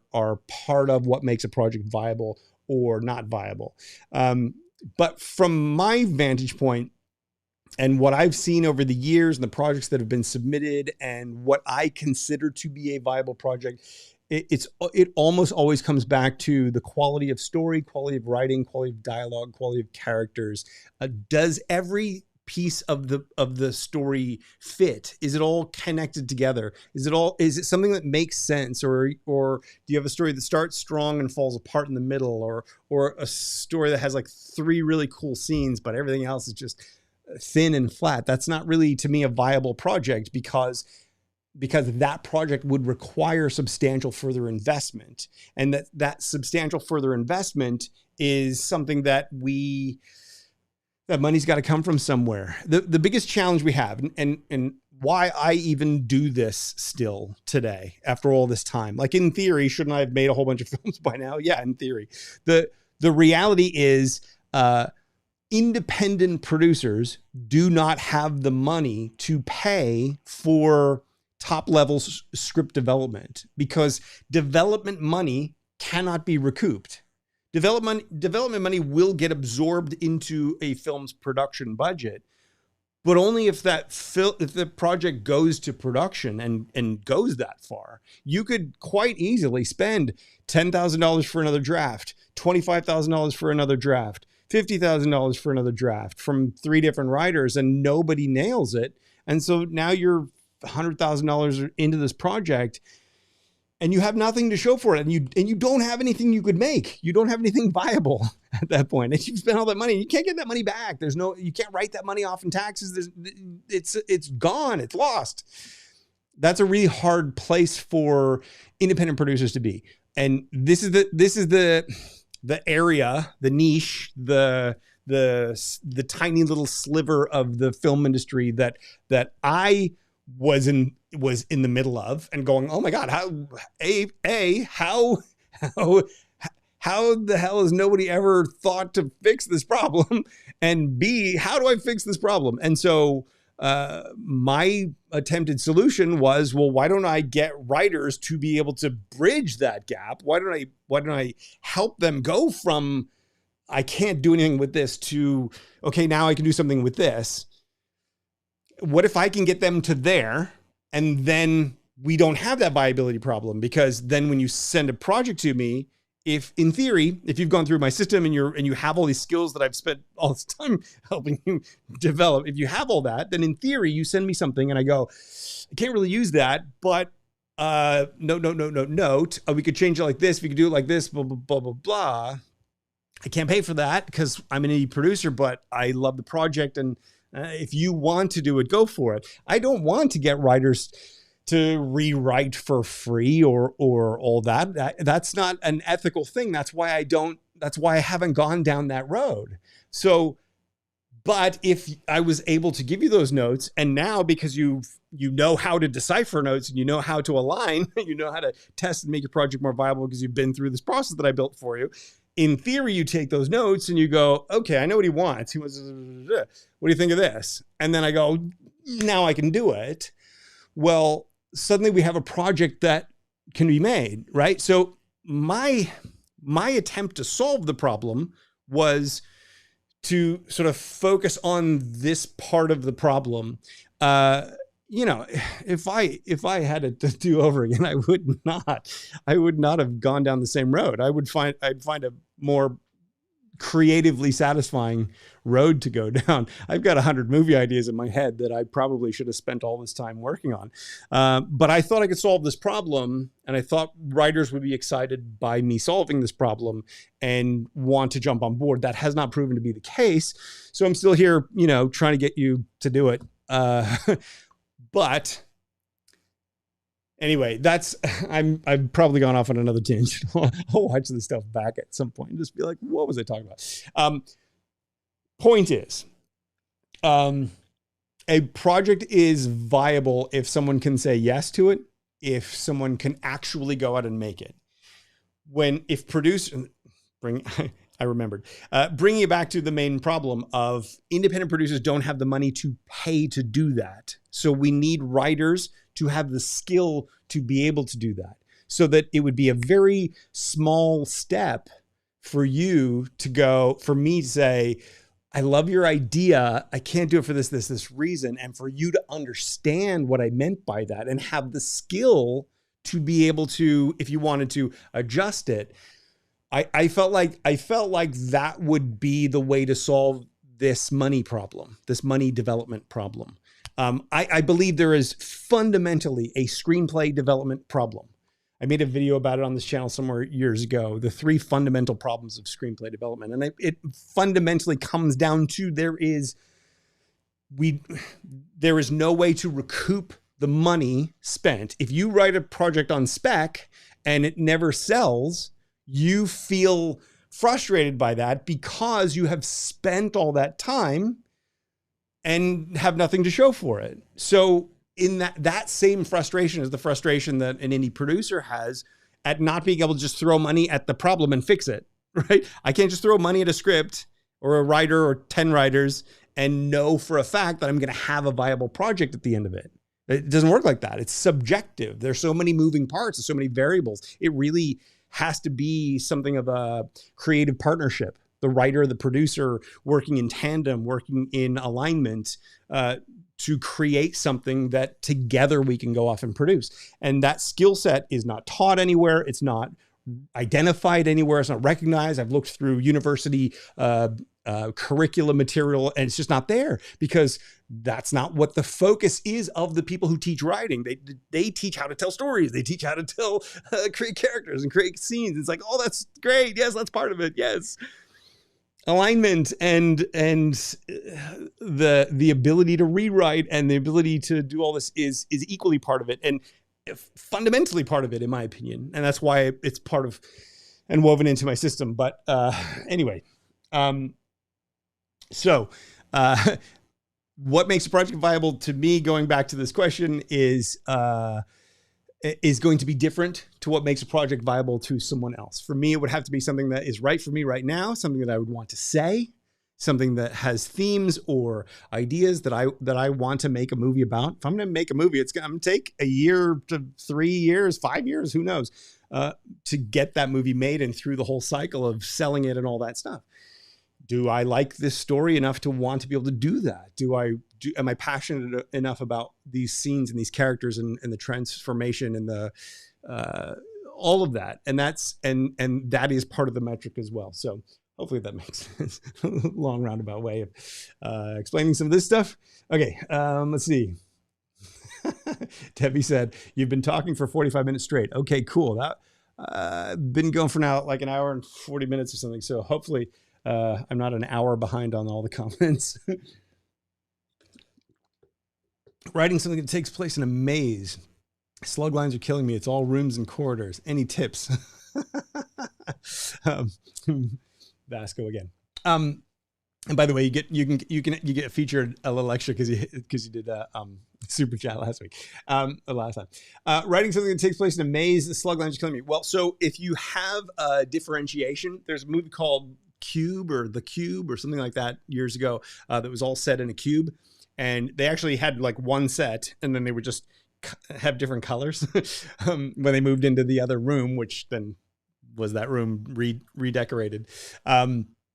So maybe different colors. So maybe there's the red room or the blue room or something like that. Maybe that's not part of your current script, but if you can find something like that, some identifying feature, if it's not that important, or if the characters are getting lost in the maze such that it's intentionally disorienting to the audience. We don't know where we are, just as the characters don't know where they are. I don't think it's necessarily that important. You may want to just have like around the corner. Have we been here before? You can be careful with that advice. That's not very good advice from a writing standpoint. But the point is, you're probably going to want to find some sort of creative way to differentiate different spaces if those spaces need to be differentiated. So if we're just in mazes and we don't return back to specific spot. There's no red plant or something like that we keep passing. We probably don't need a special slug line or a special thing for it. So this kind of a specific question is a little hard to look at sometimes, because every story, every screenplay, and how you present what you present is going to be different. How you get across the point is part of what writing's all about, and developing the style and the ability to be able to do that in a way that works for your story, that makes sense for you, all that. So let's see. Chad had to go. Let's see.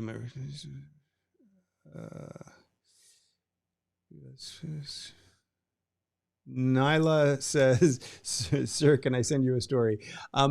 No. Please do not send me submissions. Anybody, you can send me something to thescreenwritingshow@gmail.com if you want me to evaluate it publicly on the show.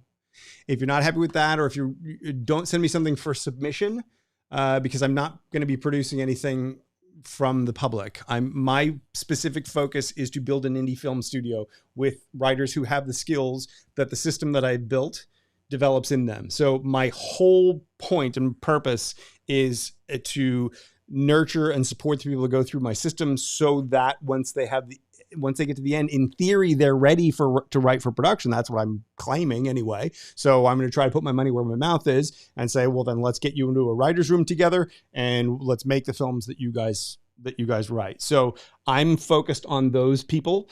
Those people have committed. It is not easy, Fast Screenplay. Fast Screenplay is a challenging system, and we have a very high drop-off rate because writers do not follow through. It's not hard. You just have to do the next step, but writers don't follow through. And because of that, we have not yet been able to build it.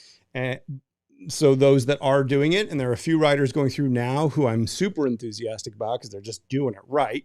They're just immersing into it. I'm keeping my eye on those people. And if they go all the way through, we'll make films together. And that's where I want my attention to be, because when you've opened yourself up to submissions for 18 years, got in 30,000 project submissions, and found that fewer than 1 in 1,000 was something you could make and would want to make, it's exhausting and it's time consuming, and it makes you assume that everything that comes in is probably not going to be to your liking or viable for me. Right. So, no reflection on you. I'm sure 10 people on here are writing something that I would say yes to. Statistically, that's not the case, but I'm optimistic as well. So hopefully there are that many people. But I don't have the resources to keep going through and looking at all that stuff anymore. So don't send me anything for consideration. If you send me emails with log lines, they get immediately deleted, unread. If you send me a synopsis or a screenplay, it's immediately deleted, unread. I had a writer asked if they could. They were getting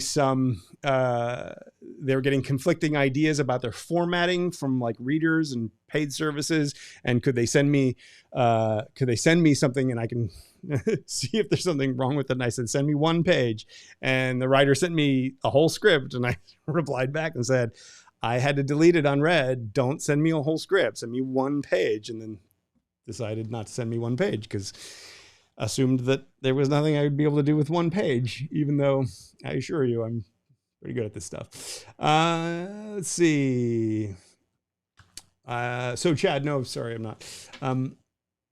Chad was telling Nyla that I am accepting submissions, which I am not, unfortunately. Tobias says, so sci-fi movies are not as costly as they used to be. What level of sci-fi should writers write to be in budget? Well, if you imagine a self-contained story, right? There's the old adage is, if you want to write a low-budget movie, you set it in the woods, you take 5 college-age kids to the woods, and then you stalk them with a killer on the outside, right? So that would be very cheap to make. Because why? It's just going to be people right, listening for sounds. If you did the same thing on a spaceship, and then you had like a wide shot of the spaceship floating through space that you have the little window where you can see the actors' heads through. That's easy to do on a green screen. You can do that with in a 3D program like Blender or something, and you can make some extraordinary visuals for free for the time it takes to make them, or the what it costs to have a skilled 3D artist do them. This is the reason that the budget levels have changed. So it depends on your story. If you're going to write a big epic that has space battles and lots of shoot 'em ups, or scenes with thousands of people, and you don't have access to those programs, then it's going to be costly to do or time consuming to do well. And so you want to be careful about some of that stuff. But if you have, self-contained sci-fi ideas that are, limited locations, limited actors, limited visual effects, the more visual effects you do, the longer that's going to take to do. If you're skilled in making special effects, or you take the time to get skilled in making special effects, maybe you can make them yourself and you can do something extraordinary. There's some guy in Uruguay, I think, or Paraguay, that made a little 3-minute little monster thing. Find it on YouTube. Pedro somebody, I think. And then this little trailer that he made, this little short film thing, and it was this epic creatures, giant creatures coming and blowing up buildings and stuff like that. And he was just a visual effects guy and was able to do this and put this thing out there. It went viral. He ended up getting called up to do, I think it was Evil Dead or something. I can't remember now the specifics, but got hired on to do some work in Hollywood. So yeah, budgets aren't about, it's not about what you can or can't do on whatever budget. It's about how much work is involved in doing whatever it is you're trying to do. And the more you know about production, or the more you understand what's involved in production at all levels, from costume design to set design to just the logistics of having actors all in one place, or the logistics of getting 10 actors together at the same time. If you have 3-5 days of 10 actors at the same time, that's already going to be hard to do on a zero budget, because people have different varying schedules. So getting them all together, can you maybe shoot this half of the room on green screen? But then is that going to look realistic? There's just so many variables. Stuff can be done today, but there's no hard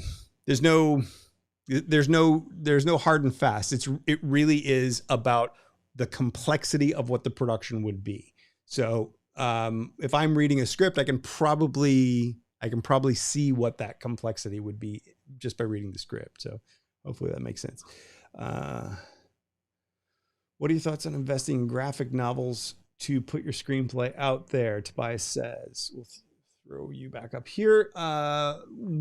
So it's kind of like what I feel about the animation thing. It's another skill.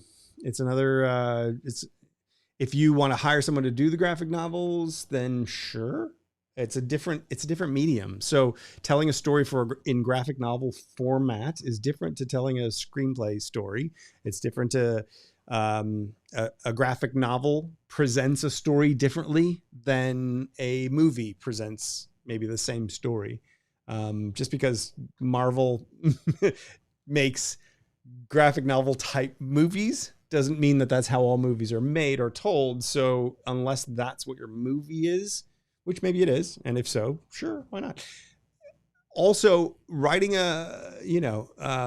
self-publishing a novel version of your story, why not? I wouldn't be against any of these things necessarily, but in my opinion, if your goal is to be a screenwriter and if your goal is to write movies, I feel like that skill set is complicated enough without learning 3 other skill sets along the way, which you would also have to do at a sufficiently advanced level for it to be able to attract attention and get noticed. That's my feeling anyway.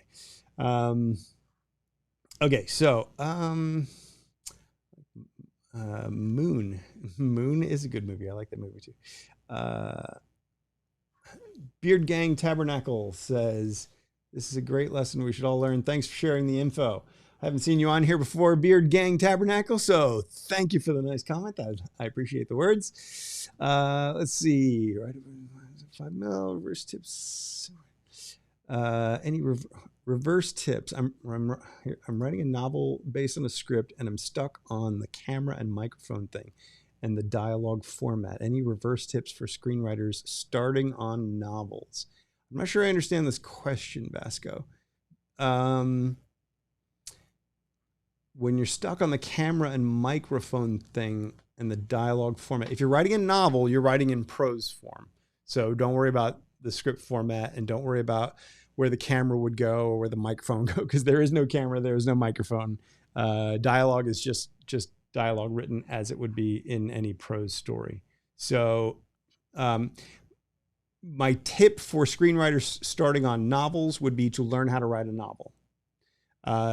They're two very different art forms.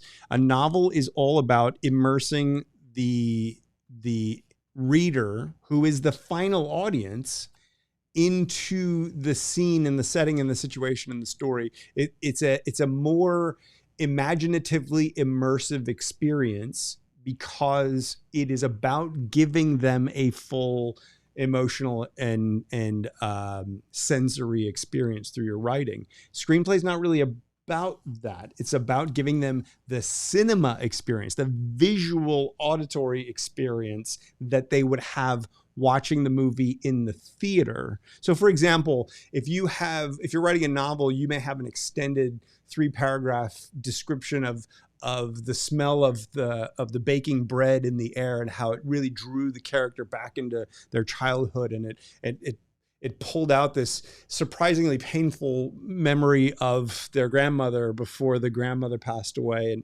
and how crazy that smell, which is sort of a sweet honey tinted with oat smell, right? Like the more I can get you to smell that in your imagination, the more pulled into the novel you'll be. You don't want that in a screenplay, because we're never going to smell anything in the script. You can have a character going through that same experience, but what is then going to be the visual that conveys to us that olfactory sensation? Do you understand? So it's a very different experience and a very different way to approach the story. They're not interchangeable. It's not just because I'm a novelist I can write screenplays, or because I can write screenplays I can write novels. They're very different skill sets, and I would argue both of them take equally as long to develop those skill sets to a professional level. I think screenwriters are often looking for shortcuts of ways to get their story out there and get it noticed and get someone to jump on board with it. And there are no shortcuts, guys. This takes time to develop this unique set of skills. If you want to write movies and TV, there's a unique set of skills, and to build a career strategically, which is what this episode is allegedly about, or it was for the first 40 something minutes. That to do that strategically requires getting those skills to be solid enough that you can continue to do them in a wide variety of production situations and development situations. I feel like that kind of question, or you're writing a novel based on a script, or can I write a graphic novel or do an animation to get your project? I feel like all of these are ways to get your project noticed or sold. I feel like it's putting the cart before the horse. In my experience, 99.9% of all writers, including professionals and good and experienced writers, 99.9% their problem is not getting their project noticed. Their problem is developing the skill set that will enable them to do this work consistently and creatively and emotionally satisfying way. So I always urge writers, focus on the process, focus on developing the skills. If you develop the skills and you actually learn the complete process, if you actually learn 95% of writers, easily 95, it'd be closer to 100, but I would say 95 just to be generous, do not understand crucial parts of the process. And they don't understand that they're not understanding that part of the process is the very thing that's preventing them from getting their work noticed. I don't know what to do. I don't know what to say, but anyway, all right. Let's see. Chad says, Jeff, what kind of films would be your goal to make? New wave of horror genre? No. Intimate, low budget location dramas? depends on the story. Ensemble comedies. I love comedy. Smart, low budget sci-fi. Yeah. So here's the thing. So I have a varied history myself. I started out doing comedy, and I've done a lot of comedy improv over the years. So I have an affinity, an affection for comedy. I don't think of myself as the funniest person in the room, or not. I don't even think of myself as the funniest person in my own mind. See, that would be funny if I was funnier. That kind of proves to you where I am on the comedy scale. Okay, let's stick with the other stuff. What I'm going to do with the writers' room group and the initial films that we're going to make are going to be what I call smart sci-fi. So I'm not a big fan of like aliens and, you know,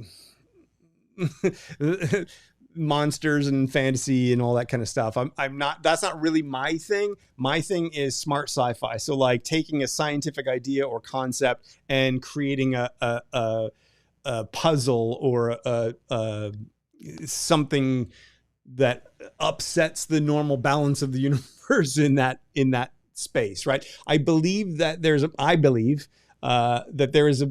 a space for that there's an audience for that kind of what I call smart sci-fi. And my belief is that if we start by making low budget indie projects that are smart ideas, that are really interesting, engaging, intellectually puzzling stories, I believe that there's an audience that craves those kinds of stories. And I believe that in part because I am one of that audience.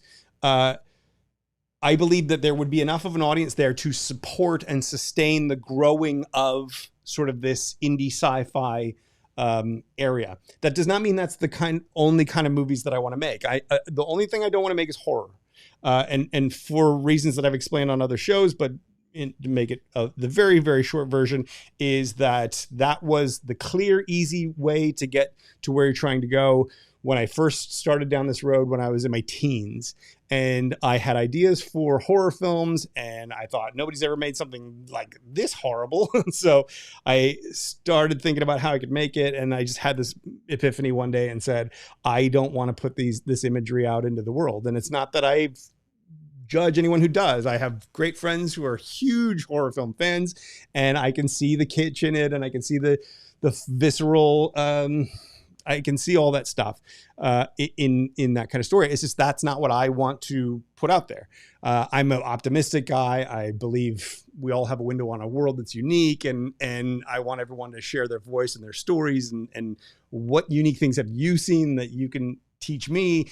And that's what I'm about. And that's those, you know, I want to make stuff more in that wheelhouse. And so my thing is probably starting in that direction. As we generate profits from that, we branch out into other things, probably dramas or maybe some comedies or, you know, I've loved films in just about every genre you can name. I love some horror films. Don't get me wrong.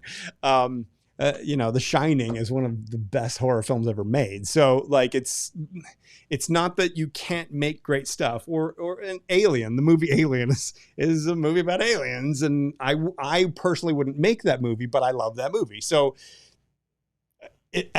my goal at some point is to have an indie film studio that puts out an enormously large amount of content every single year. And so to do that and to be able to appeal to a wide enough audience, can't just be this little indie niche sci-fi stuff. So I want to make movies of all stripes and all genres. And probably at some point horror, but I just wouldn't be involved in the making of those projects. At some point, I'm sure that will be a part of it. Action movies. I love action movies. A good chase scene. Are you kidding? That's just so viscerally exciting. I'm into all that stuff. So, thrillers and conspiracy movies and Cold War epics and, you know, all that kind of stuff. The reason I don't talk terribly much about those things, a couple of reasons. Number one, if you're a horror film writer, and you know that I'm not really interested in making horror films, I worry that you would discount some of what I say thinking it's not applicable to horror when it absolutely is. So I don't want to turn off anyone who wants to do the kinds of stuff that I don't want to do.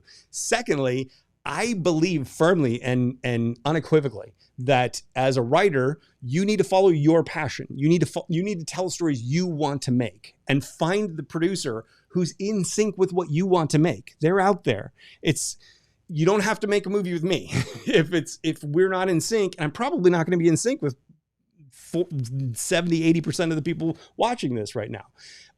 That's okay. That doesn't mean I don't want you to succeed. Of course I want you to succeed.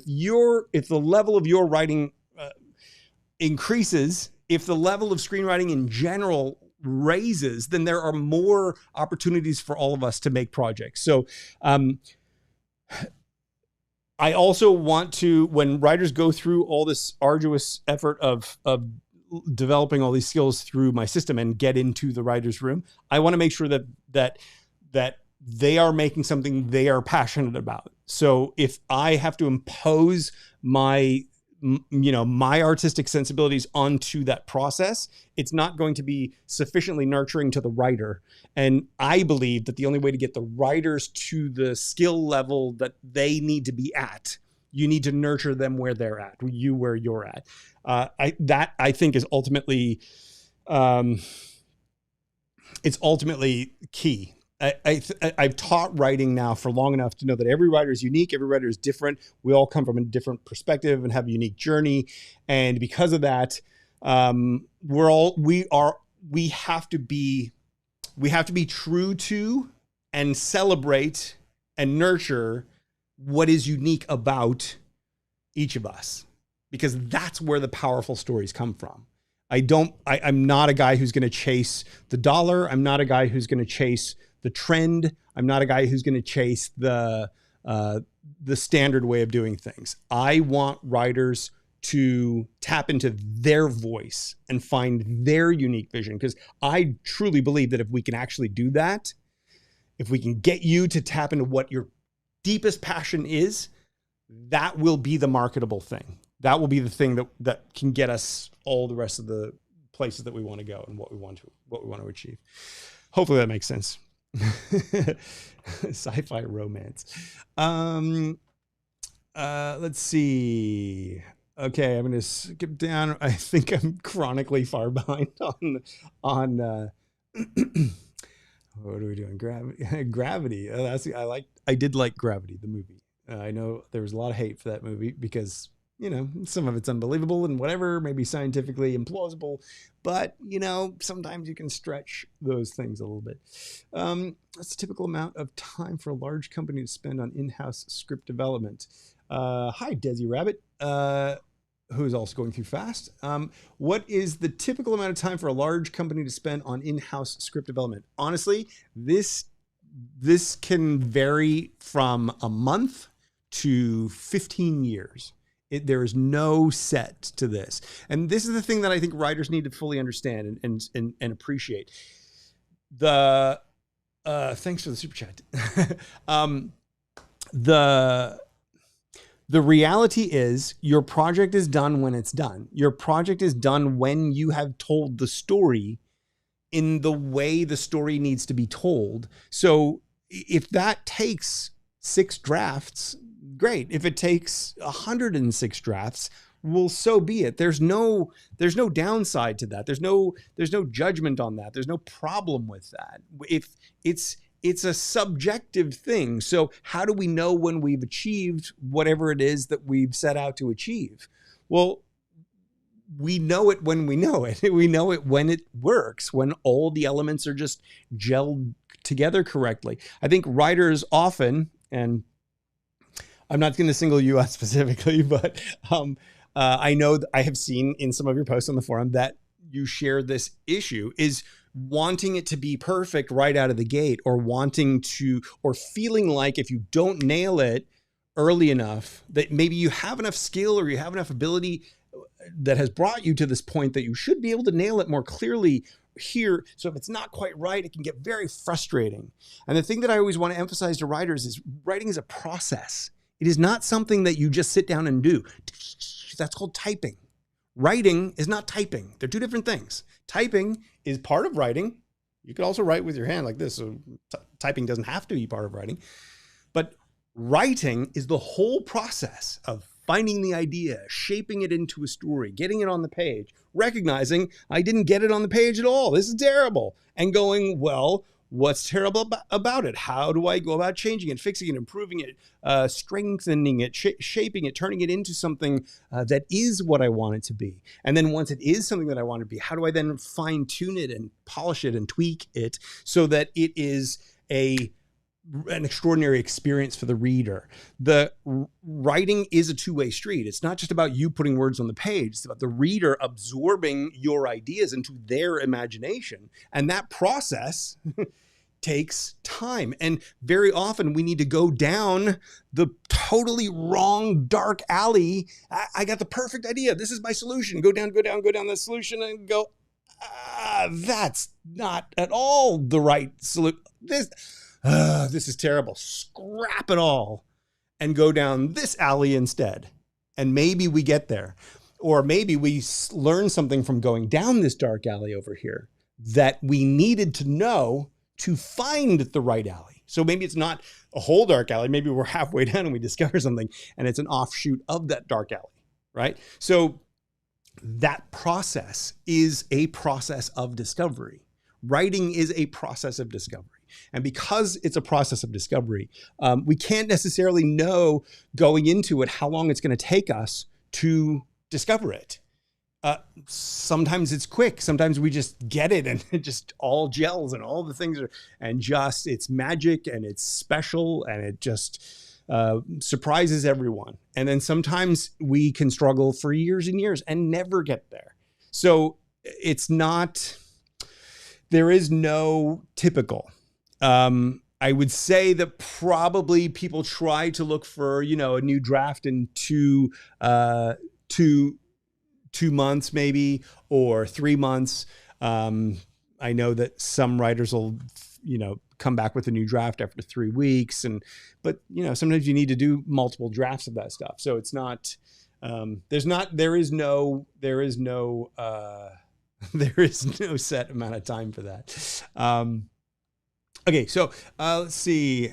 I feel like every time I scroll down, my little slider is always in the middle of the chat. So I feel like we're never going to get to the end of this chat. I'm never going to catch up. You guys are just too chatty, which is good. Thank you for chatting. Thank you for participating. By the way, I do appreciate everyone who's coming here live. I know these things are long. I'm hoping that I'm making this entertaining and as informative as I possibly can. I appreciate you spending your afternoon, your evening, your morning, wherever you are in the world, your middle of the night. If the guy in Turkey is still here. So I thank you for that. Let's see. I'm going to skip down a little bit just to see if I can look for question marks. Jeff, how often are unsolicited scripts rejected? I would say nearly 100% of the time. I'll pop it up here just as a shout out. The unsolicited scripts you have to understand, most production companies cannot accept unsolicited scripts because reasons I talked about a little bit earlier, parallel development, and opens us up to legal precarious situations. Writers who are obsessed with the idea of their one story, that this is their one movie, can get really obsessed with it. I have to have this movie made, and sometimes can get a little carried away with this person stole my story, when in fact maybe it was just a similar idea and it might have been kicking around from somewhere else. If you submit a project to me and I like the idea, but I don't like your script, it's not illegal for me to take that idea and make my own version of it. It's unethical. I wouldn't do it. But legally, what you can copyright is your expression of an idea. So you writing a story, a love story between two robots and sending it to me, I can go, I don't like what this person did with this, but a love story between two robots, and I could go do, like, legally I could do that. That's why I don't look at anything anymore, because I don't want to be in that position. I don't want to inadvertently nick somebody's idea. At the end of the day, I want to nurture writers. I want to support writers. I want you guys to profit off of all this stuff. I don't want to take it. So, production companies and agencies and studios, they just won't accept the projects in the first place. So for that reason, they're rejected out of hand. But for places that do look at unsolicited scripts, and I don't really know if there are too many anymore. I know I was like the only one for a long time. I know that because people would send me their unsolicited project and say, "You're the only place I found that would accept unsolicited projects." And I think that is not a reason to be contacting me with your project. Am I right for your project? If not, you should not be sending this to me. Anyway, but I mean, we rejected nearly 100%, so 99.9%. But I also want to add that I don't believe in rejection. I believe that there's no such thing as rejection. I believe that what you are experiencing when you get rejected is a lack of alignment. I believe that in order for any project to get made, the writer who wrote the thing and the producer who's going to go make the movie out of the thing, they have to be in alignment. And you can make that happen. You can develop the skill of adapting your project so it is aligned with your target producers. But it's not a rejection so much as that's not where I'm at right now. So you send me a script and I go, that's not where I'm at right now. That's not a rejection of you. That's not me saying you're a crappy writer. Maybe you are, but that's not what I'm saying when I'm saying no. I'm saying that's not for me right now. And there's no harm, no foul with that. You need to find this is why I believe that part of the marketing process in my system, we have the payoff phase at the end, that's the last phase of the system where you've written this project, you've turned it into a page turner, you've tested it, you know it's viable, you know it's landing the way you want it to do. You've gone back and you've realigned it so that it lands exactly how you want it to land with the people you want it to land with. And then it's about finding and connecting with your project's ideal producer. Nobody does this. Writers do not do this. If you just do that, if you just make sure to only contact people that you know your project is perfect for them right now, you will make deals. That is something writers don't do. You need all these other skills to be able to do that, though. So that's why most writers don't do it. So anyway, okay, let's keep going. Whose main character was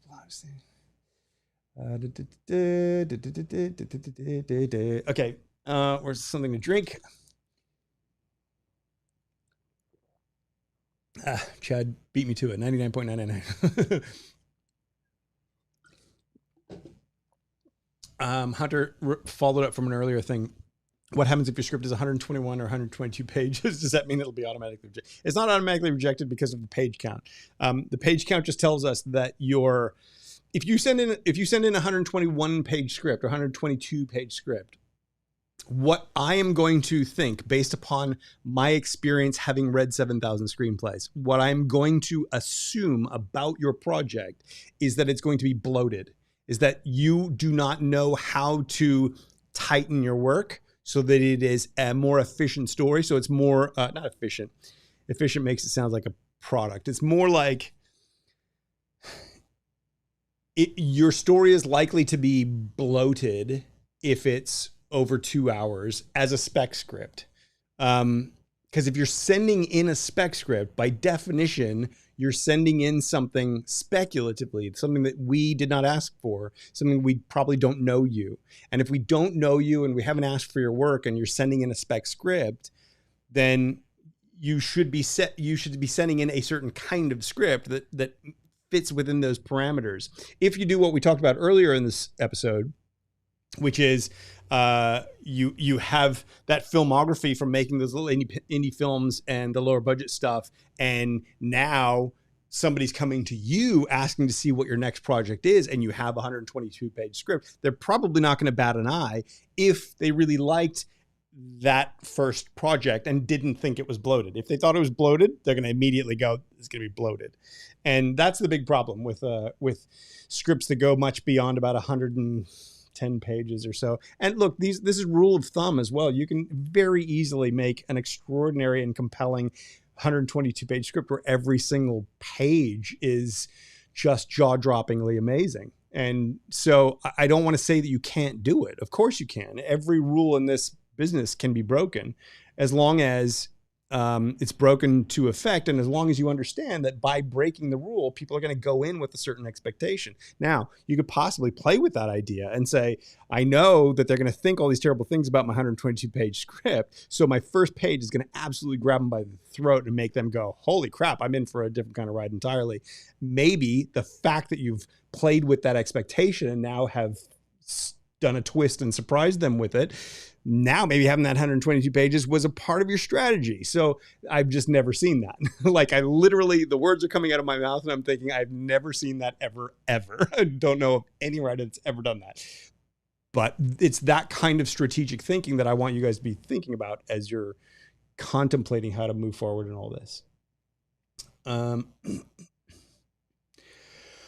Okay, so Odie says, hi, Jeff, I'm not from USA and I really want to write scripts, but only in the US. Just wanted to ask if that's a problem. So the answer is no, it's not a problem.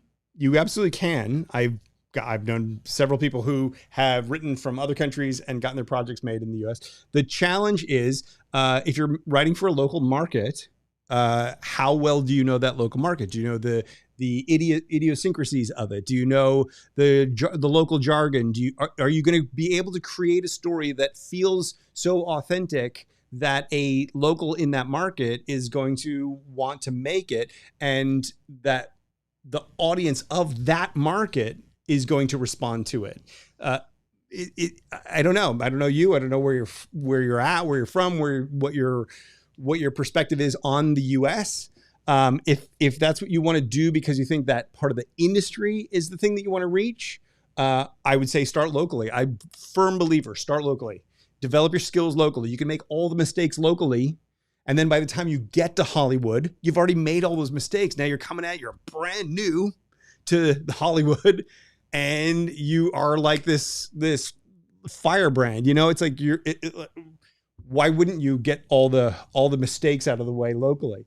But you know, the grand challenge is that if you don't, you know, when I moved to Australia, I was like, it's so hard for me it would be very hard for me to write something locally. I'd written probably 12 or 15 scripts by the time I moved to Australia. Not great scripts, but I'd gone through the process of writing 12 or 15 scripts. When I got to Australia, I was like, I can't write a local Aussie script. I don't understand the sensibility here, the sense of humor, the vernacular, the social dynamics of the place. It's very different. And if you're in a non-English speaking world and you look at those two different cultures, you might think the US and Australia are very similar in many, many, many ways. And they are in many ways, but the subtleties are what's going to make all the difference in the story. So if you write a story, if you're French and you live in France, in rural France, and you only know the little French town that you're in, whatever. See, I don't obviously know enough about French small towns. I would not write a story set in a French small town if it was for a French market anyway. But if you're from there and you don't really know anything about, let's say, LA, except for maybe what you've seen on TV, you're going to end up writing very TV version LA, right? So people in LA, to make a film in LA with LA people for an audience that actually does know that, it can feel very off and feel very inauthentic, and that's going to be the main challenge that's going to prevent that from being doable. It's not that you can't do it; it's that it's mastering that. It's like mastering a language. It's just different. So, okay. So let's see. Why are treatments required for screenplays? They're not. Treatments are not required for screenplays, Hunter. We'll talk about treatments in a future episode as well. Tobias says, what genre sells best? I don't know. I have no idea. What genre should new writers specialize in? What screenplay genres have the largest market? I think that's the wrong way to think about it. Not that it's wrong if that's the way you want to think about it. I don't believe in right or wrong, but I think that's a way that's going to get you tripped up, because you're going to be thinking about selling. You're going to be thinking about writing to sell. And the problem is we go through cycles. And so, horror films are classically one of the most popular genres in terms of there's always an audience and there's always, there probably will always be an audience, and you can make them at lower budgets and all that kind of stuff. So if all you care about is selling stuff, then maybe start with horror, I guess.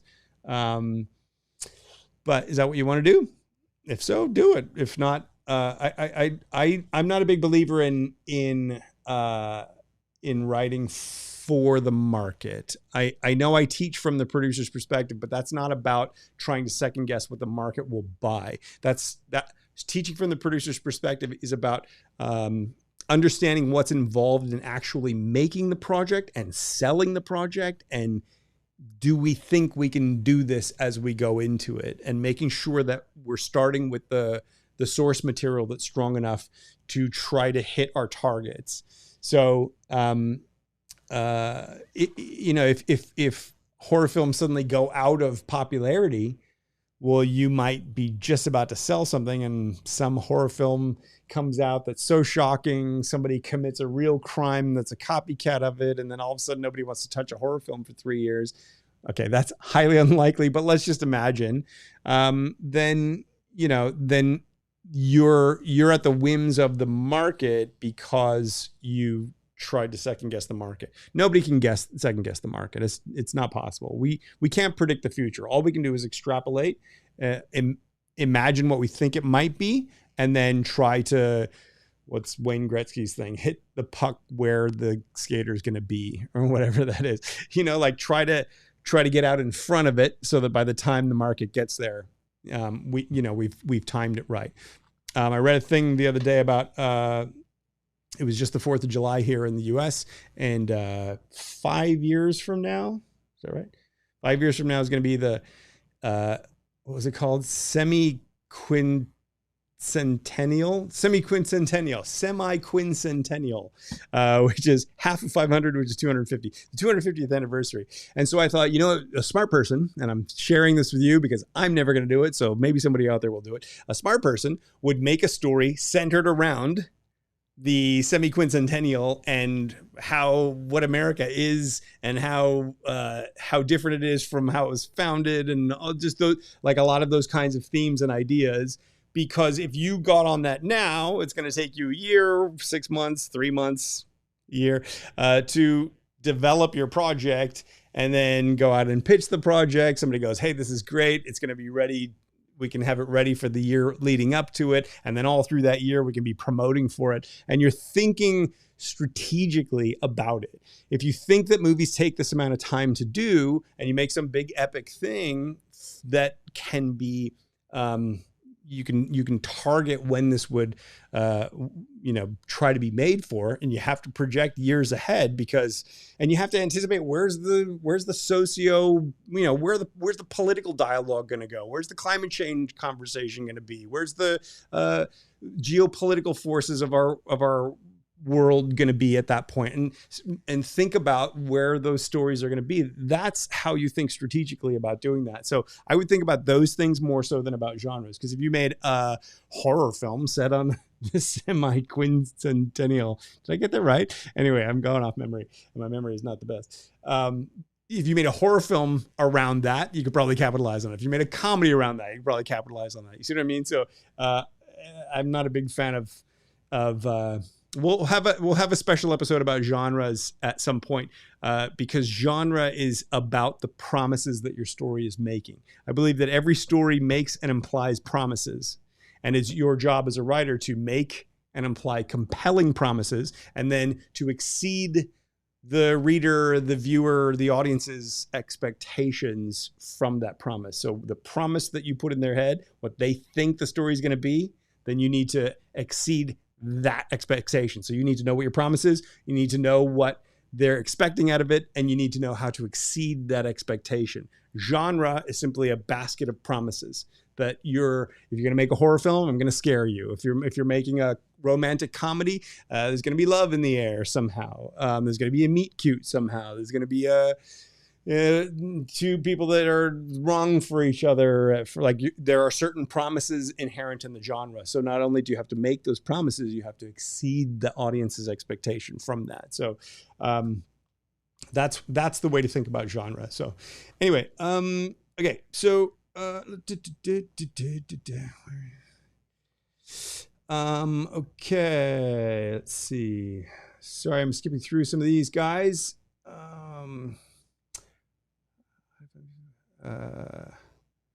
Odie follows up with, how do you find people who will make a movie out of the script after writing it? And what if they don't like it? Well, so that's a whole big part of the whole selling side of things. We'll look at that in a future episode, because that's a bit, there's a lot to that. And I go into a ton of detail, like literally everything you need in the payoff phase of Fast Screenplay for that. But I'm happy to share ideas with you. It's a process. And mastering it as a process as well. So, so getting there is, how do you find the people? Almost everyone is online these days. So we can connect with almost everyone. The reality is, how do you grab their attention? You have to dazzle them with a quick promise, which is what the log line's about. And then you have to exceed their expectations, and make them think, wow, this writer's going to go well beyond what I would have gone with this project. So anyway, it's a whole thing. So I'll talk about that in an upcoming episode. Make sure you're subscribed. I don't have a lower third thing for that. Subscribe, ding, ding, ding, ding. Make sure to hit the bell to be notified. Anyway, I have a script that I'm fully confident in. That's 124 pages. Dimitri says it's the one that I might send in for review. 3 pages, I think, is the limit. I'll put that up on the screen. So if you're going to send me something, I'm not going to review a whole script. So what I would possibly do is look over a couple of pages, or review a synopsis, or review a log line. You got to understand, and this is one of the challenges. I used to do script assessments. I used to do full script assessments, like 20-page reviews and assessments of people's thing. And it would take me like 2 days to do a script assessment that I'd get $500 for. And it's like, the writer felt gypped because they had to give me $500 and I wasn't going to give them a glowing review of it. And I felt shortchanged because my time was already worth way more than that for just backbreaking work. Okay, not backbreaking, but mind-breaking work. And it's too hard. So if you're going to send me anything, if you're going to send me any script pages, send me 3 pages that you have questions about or you'd like me to review. At this point, based on the fact that only 3 people sent it in out of 300 something people that watched that last episode, I'm thinking the reviewing thing is probably not going to happen. I don't know. We'll have a look after this is over and see how many people have sent in stuff, or I'll look over the next couple of days and see. But so we'll see. I would like to do review stuff, but I would like more so for each of the upcoming episodes to be a deep dive, like how we did the first hour of this episode. I'd like to do a deep dive into each different facet of screenwriting, so that we can take all that. I can take all that and I can build a module out of that and really create this sort of definitive resource that I'm trying to put together. Sharpen these things so people who don't have 3 hours to watch this whole thing with us can extract some of the top ideas out of it and all that stuff. So, yep. I'm going to keep skipping through some of these. Hunter has a lot of questions that are good, that will be in upcoming episodes. Like, how long do pitch meetings usually last? It depends on how good you are at pitching. Sometimes they'll only last 2 minutes. But half an hour usually. Something it depends. It depends. Everything is variable. Should characters' clothes, eye colors, hairstyles, the car they drive be left to the screenwriter or the wardrobe and set department? Generally, those kinds of details are unnecessary for a script, unless they think about it this way. Whatever detail you want to put in there, is it necessary for the story? Not, is it necessary for me to have a picture of your character, but is it necessary for me to understand the story? So if the character's eye color is blue, is the fact that the eyes are blue going to come into play somehow? Or is that just a detail you want me to have? Because as I'm reading your script, I'm looking for the details. I'm looking for the clues. I'm trying to piece the story together. So when you say the eyes are blue, I'm thinking, why is that relevant? Okay, that's going to matter somehow. And then it never matters at any point. And I'm like, and the problem is, it's not just that one detail. The problem is when a writer does that, they include all sorts of little details, And then I'm constantly trying to figure out what the important details are. And then at some point you realize, oh, none of these are relevant to the story, and it's exhausting as a read. So it does not give me the cinema experience. It does not pull me into that. So generally speaking, those are going to be left to other people, casting and wardrobe and set and all that. But it depends. There are 100 exceptions to everything that I will say. Let's see.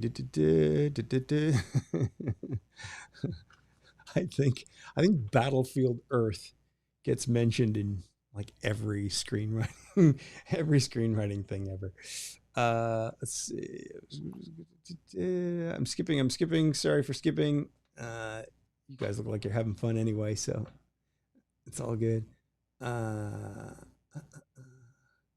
Odie, if you don't know where to start with the weekend screenwriting workshop and then go to Fast Screenplay. I'm telling you. I do it at cost. I'm not trying to make money off you. I do it at cost, but that's where you go to. If you don't know what to do, that's where you go. The writers who succeed are the ones who are very hardworking, flexible, good natured, and easygoing. Not always. Sometimes they're just good writers, and there are none of the others, none of the other things. But generally speaking, I find that people in the film industry are good, are happy, good-natured people. Generally speaking, you have personality types and definitely big egos, but like I have not met too many people that I would say that person is a real total jerk. I've met some, but usually they're a jerk in context. They're fighting for something they believe in, or they're trying to make a point with something because of some larger purpose. I really believe that you have to understand people's, as writers, you have to understand all sorts of viewpoints, including viewpoints that are not your own, right? If you're a Republican or if you're a Democrat and you hate the other side, right? As a writer, you should really know the other side as thoroughly as you know your side, because you're never going to make a convincing argument if you only know one of those two sides. And so if you know both sides, you can see what each side is getting at with things. So when somebody's a jerk, or somebody, sticks their feet in the ground and burrows in, like, I don't necessarily agree with that, but I can understand where they're coming from, right? So, our society is not like that at the moment. We're not very much in a let's understand each other place right now. But as writers, that's very much where we need to be. So I just find writers, actors, directors, producers, generally, like it's a sociable business. It's a sociable craft. It's like the better the nicer person you are, the more likely you're going to meet and get to know and enjoy working with people, and they're going to want to work with you again and help you along the way. So,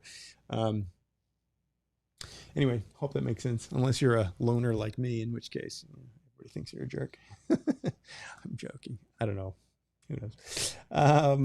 Let's see. I'm skipping through. Sorry, guys. Just looking for question marks. Somebody's going to write like 10 question marks. Oh, you guys are starting to write a story. I'll go back and read what the story was later.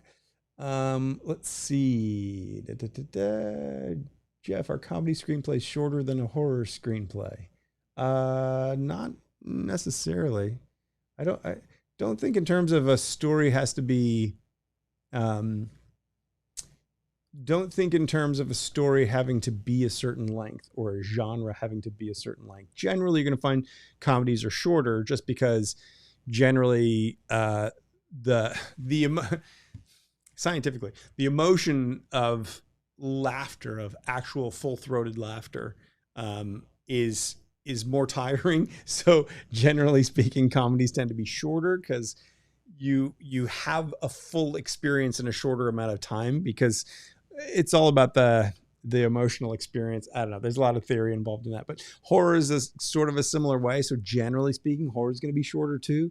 I would think if you were targeting a spec comedy script and you were just going by kind of what industry expectations would be, I'd probably keep it around 90 pages or so for a comedy. For a horror, I probably wouldn't go much more than about 100 pages myself. It's arbitrary though. That is just to keep it so that a reader, when they open it, knowing it's a comedy, seeing the page count, immediately thinks, okay, this writer probably knows what they're doing. It's not for any other reason than that, but that alone can open their mind to your story, maybe a little bit more than if they go into it thinking 125 page comedy. This is going to be a chore, and then they're reading it with that attitude. That's the reason for sticking to that kind of convention. Hopefully that makes sense. Am I in the world of Blade Runner? Says Tobias. Yes, I like Blade Runner. It's dated.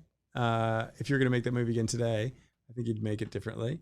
But it's great for what it is. I mean, you can't judge older movies by how you would make them today, because if they were cutting edge or transformative for their era. I mean, that was an extraordinary movie at its time. So, but generally speaking, it's a great movie anyway. So, yeah, I do like that kind of story. But that's not the kind of story I would necessarily make if you're asking about the indie sci-fi stuff. I'd probably make. Somebody mentioned Moon earlier. I'd probably make something more like Moon before I'd make something like Blade Runner, just because it's more achievable, I think, on lower budgets, more contained.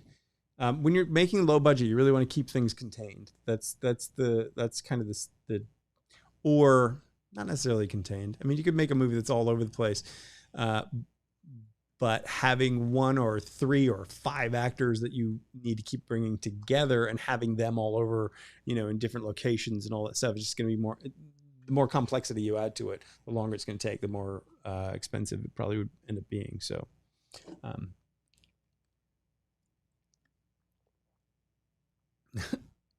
don't know what you guys are talking about here. So, let's see. Ramiz, I have not seen your name before. Hello and welcome. Is it realistic to make about $200,000 selling a movie script through an agency? That's a very specific question. Did you read that or something? Is it realistic? Well, I don't know. It depends. Have you sold anything before? Because if it's your first script, I'd say it's maybe a what do they call it? Dream goal? No, there's a phrase for it. Like an aspirational goal. Sure. If you have your mindset on that amount of money, I suppose it's possible. Going back to what I said in the first hour of this, which was the content, which is about, the path to your first film. Your first film is not going to be a $200,000 script sale. Your first film is probably going to be an indie film that you're probably not going to make any money for, or very little, or only back end, which you probably never see. Then that could lead to the $200,000 script sale through an agency. But an agency is not going to generally represent a new writer. So, but I don't know. Is this question asking about an established writer? Because that's quite possible. Yeah. I've had many friends over the years who've made good, solid, healthy, well into the 6-figure annual salaries from writing stuff that never got produced. So, it's possible. Sure.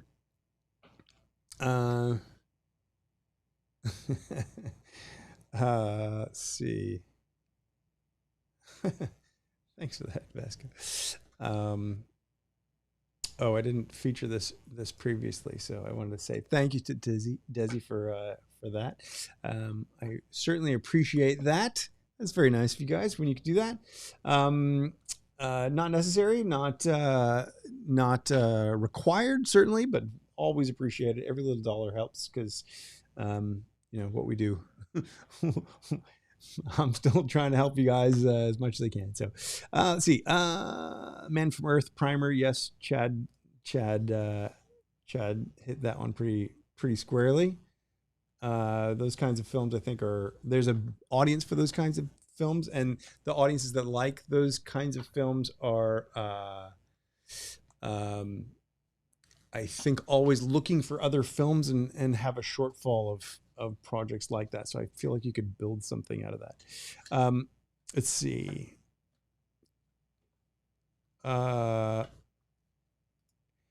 Escribiendo en pajamas, writing in pajamas. Can you give an advice to young writers to help find their own voice as authors? How to find your own voice.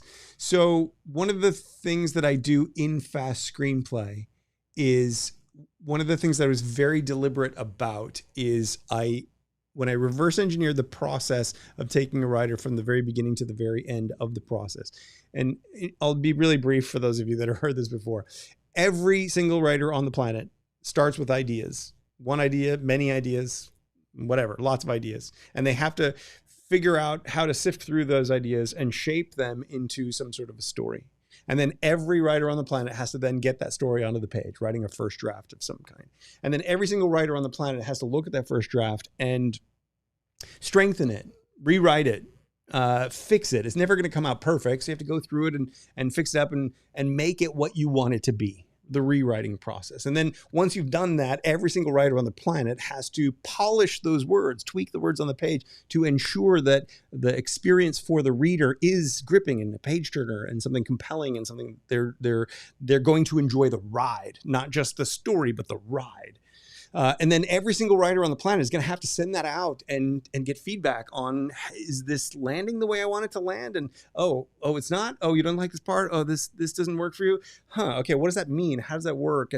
And okay, I think the common element is this. Well, maybe you need to go back and change this and this and this and test it again and make sure that the project lands the way you, the writer, want it to land. Feedback is not about getting people's opinions. It's about making sure that your project is landing how you want it to land, so that you will know exactly how it lands, so that you can identify the perfect producer. Every writer on the planet is then going to have to find that person, the producer who is perfect for their project, and figure out how to hook them, pull them in, dazzle them, get them excited, and recognize that this is the perfect project for them, to which they say yes, where the deal is made. That process is the same for absolutely everyone. That's what I did. That's my contribution to the world, is I have reverse engineered that process. And I turned those 7 steps into 7 phases. And I broke each phase down into individual daily action steps. And then what I did was I took the 200 to 300 different skills that are involved. It's tension, pacing, all the stuff we've talked about before, dialogue, all that kind of stuff. And I wove it throughout the system. So that as you go through the process and experience the process, you can only learn writing by doing it. You can only learn writing by writing. So as you go through the process of learning by doing, you're also developing all those different skills as you go through that process. One of the things that I wanted to do very deliberately was to ensure that I designed this system in such a way that through going through this, you will find your unique voice. I don't give you story formulas. I don't tell you have to put this on this page and that on that page, and the twist happens here and the inciting incident's over there. And I teach you that because you need to know that. That's one of the skills you need to understand if you're going to have pitch meetings and stuff. But I teach you principles, set up payoff dynamic. I teach you the dynamic of the character transformation. How does a character transform over time? And how do we design that into a story? And that's what the focus phase, the story development phase is all about in my system. So I wanted to make sure that as you go through that process and as you go through and do those steps and develop those skills, you are doing it in your way, in a way that is unique to you, tapping into your unique life experiences, your world, your imagination, not mine, not trying to take your idea and shoehorning it into some pre-existing formula, but helping you capture what's unique about you and capturing your voice. I believe that by helping writers capture their voice, their unique voice, and showing them how to go through this process and developing the skills as we go through this process, that is the magic combination that is going to make you a viable writer. That is the magic combination that's going to make you create something extraordinary that no one else on the planet could ever actually write, and write it in such a way that it is unique and passionate and one of a kind and original and has something to say and has that magic X factor. I think that's how it happens. I think that's what it's done. So to give some specific advice, I would say you need to learn all these elements. That's what I think. Is there any little takeaways I could say? I would say don't try to shoehorn your idea or your story into someone else's paradigm, into someone else's formula. Don't take what you've got and have someone else tell you you have to put these ideas on these pages, because that will destroy your unique voice.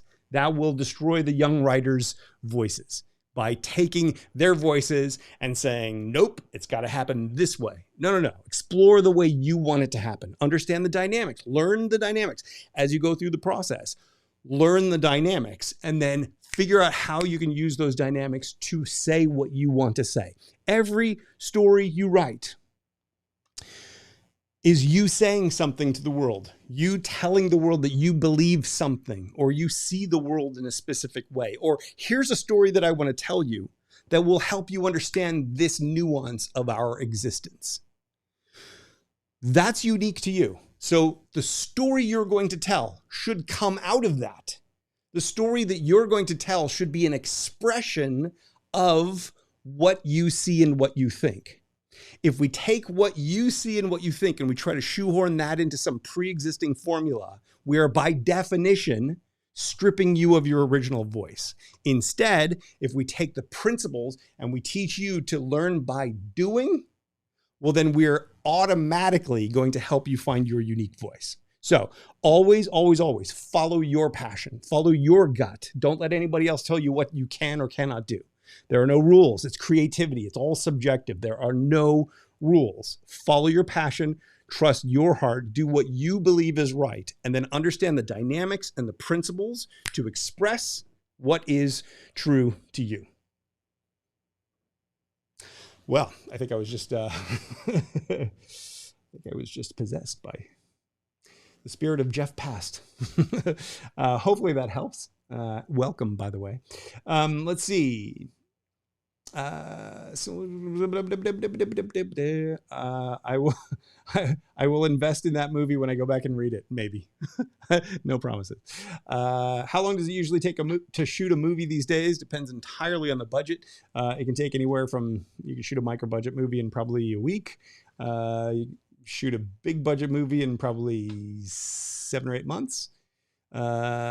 Typical low budget production schedule still going to be around a month. Depends on budget. Let's see. I'm gonna have to skim through the stuff because we're coming up towards the end of our time together. Let's see. Let's start as PA. Talking about production. The real question about unsolicited scripts is why do it? Says Debbie. Can't be accepted. Find a manager or agent. Well, yes, that's true. Don't send in unsolicited scripts. That is something that you should not do. Generally speaking, it's just not the way to do it anyway. Somebody sends me a script and I'm like, clearly you're not concerned with what I want because you're just sending this out of the blue. Like if you were concerned with me, if I'm the right producer for your project and you send me an unsolicited script, I'm not the right producer for your project because you would know that you're interrupting what I'm already doing, right? Like that's kind of what you're doing when you're sending an unsolicited script to somebody. So I think you already disqualify yourself by sending in an unsolicited script. What you want to do is hook someone. What you want to do is grab their attention. And then if they like what you've your log line or your 15-second pitch, if they like that, then can I send you my synopsis? Take up as little of their time as possible. You want to hook them with the log line or a 15-second pitch? You want to say, can I send my synopsis? Sure, send me your synopsis. It's only 1 page. Fine, I'll look at the 1 page. Holy crap, this is really good. What's your script all about? Then they're coming to you. If you say, hey, can I send you my script? No, I don't have 2 hours to read your script. I don't know you. Don't have any clue if it's something that's right for me. So, yes, I agree, Debbie. um, we're still doing. You guys are writing a whole story in the chat. If anyone hasn't read the chat will be up on YouTube here for as long as this video is on YouTube.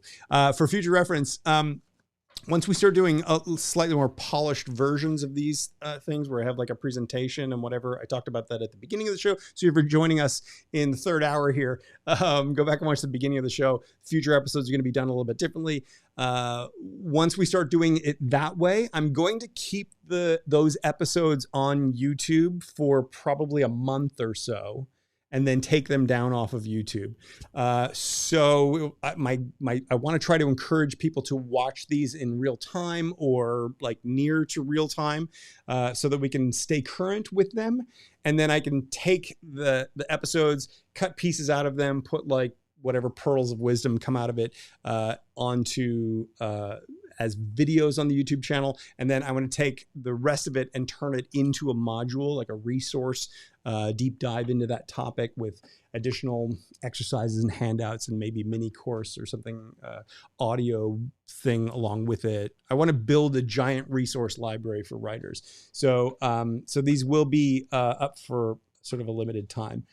So the chat, read it while it's here because it might not be here forever. Okay, so let's see.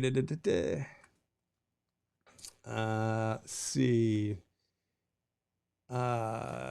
So Debbie said, do you want us to send in one pagers or one page of the script? Depends on what you want me to review. If you want me to review a one pager, a synopsis, then send that. If you want me to review a page of the script, I can review that and give you notes and feedback on that kind of a thing. Let's see. Aaron says, so I kind of asked this question last time, but with the discussion regarding building a career and producers not accepting unsolicited work, offer some advice for someone has a burning desire and a script with an identified audience and market. So if you have since this is on topic, so if you have a burning desire and a script with an identified audience, you already have the script, it's already written. So if it has an identified audience, are you talking about just a movie audience, or are you talking about like a niche audience, something that you can market directly to? Because one of the things that I'm going to advocate for, and we'll talk about this in a future episode as well, is creating content for micro audiences, because it's a good way to develop these skills, build some resume, make some money. There's huge opportunity in it. The fact that anybody can make a movie from anywhere right now, we can distribute it all globally as well. We can find and develop and cultivate micro audiences that we can sell our little movies to. It just changes the dynamics of movie making. And while that's probably not what you think about when you think about screenwriting, you think about making movies for, wide audiences or, TV network or something like this, which is what I'm kind of assuming you're referring to here. I'm assuming you're referring to the broader, more conventional audience idea.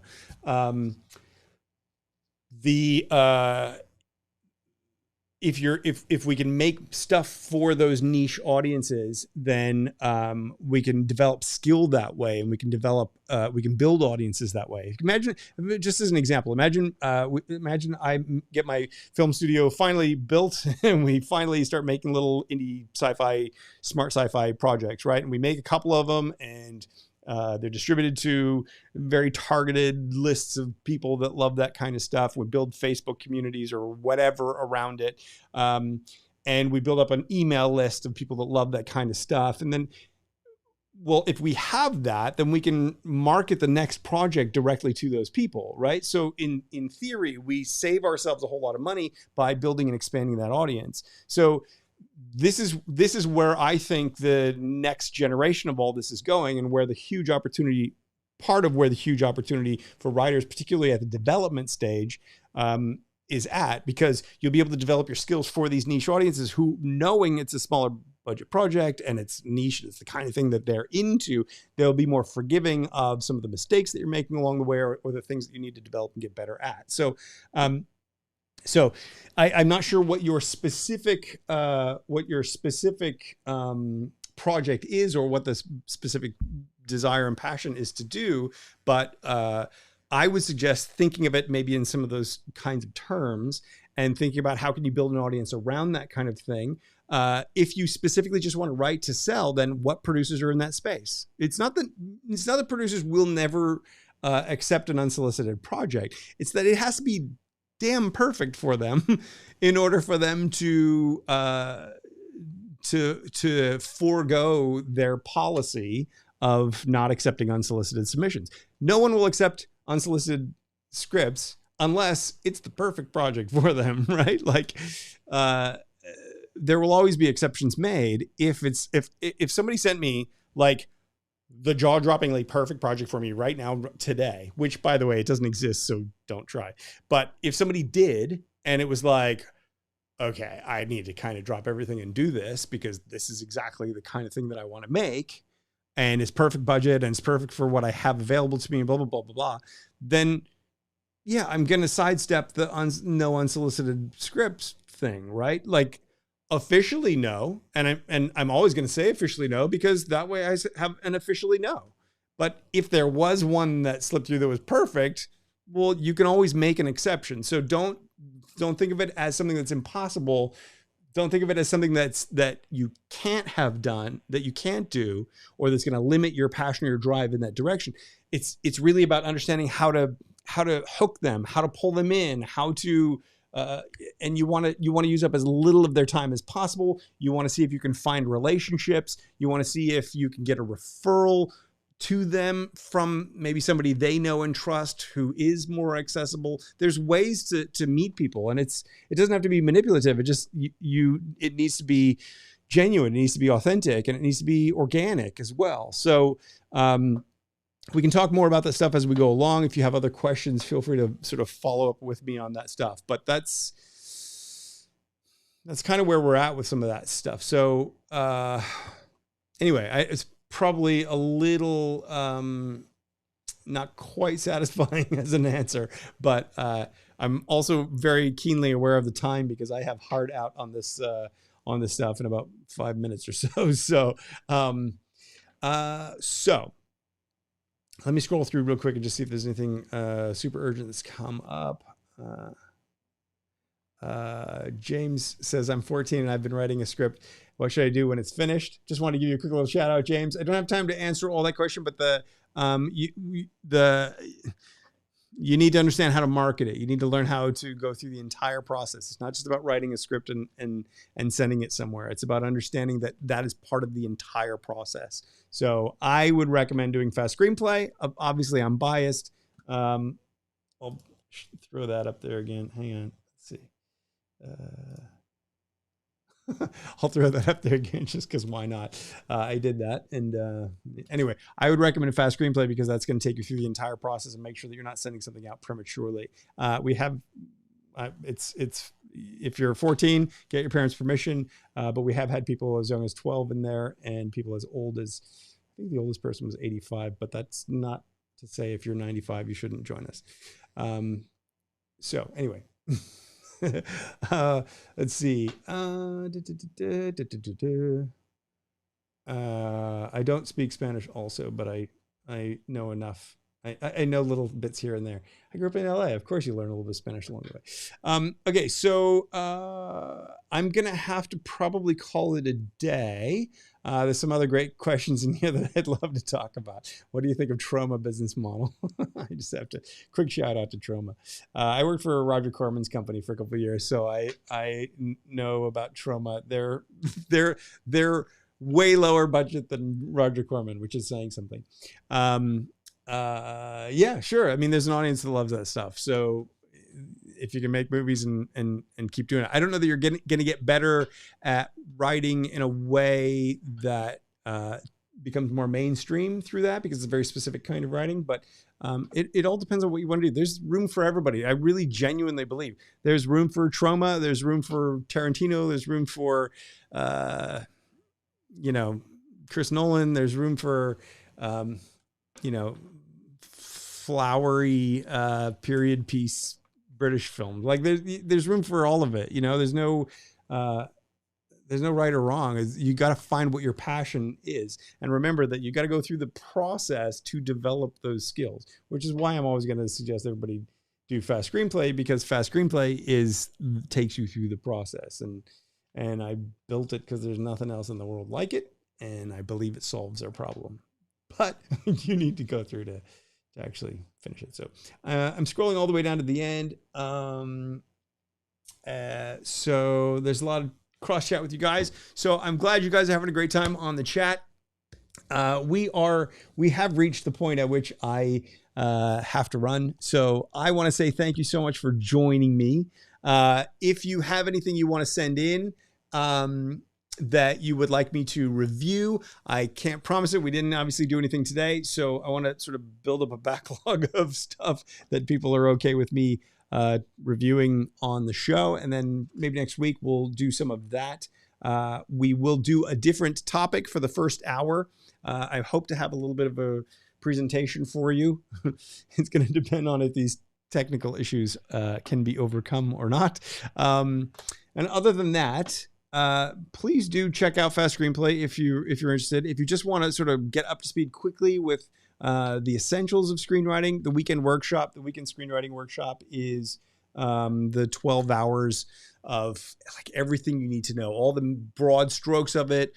We do exercises. We take you through that process. There's Q&A that you can see the discussion and where we go some pretty interesting places in that session. And there will be future sessions to that as well.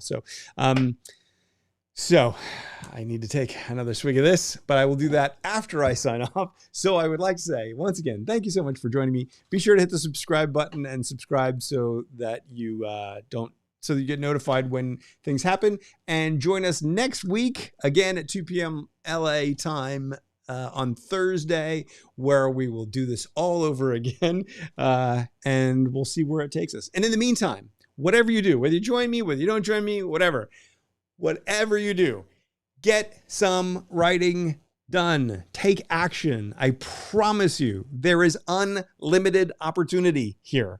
Most people are not going to do this. Most people are not going to follow through on this. There are a lot of people here who will talk a good game and will not actually do it and take action and follow through. I promise you, if you do, there is opportunity for you. You have to follow through, though. You have to develop the skills. Producers need you to have a certain skill level, and they need you to be able to actually work in that environment. And that's what I'm trying to build, is a way for us to have that environment to develop those skills in. I hope you will join me. Thank you so much for watching, and we will see you next week, I hope. Thanks for watching, guys. See you later.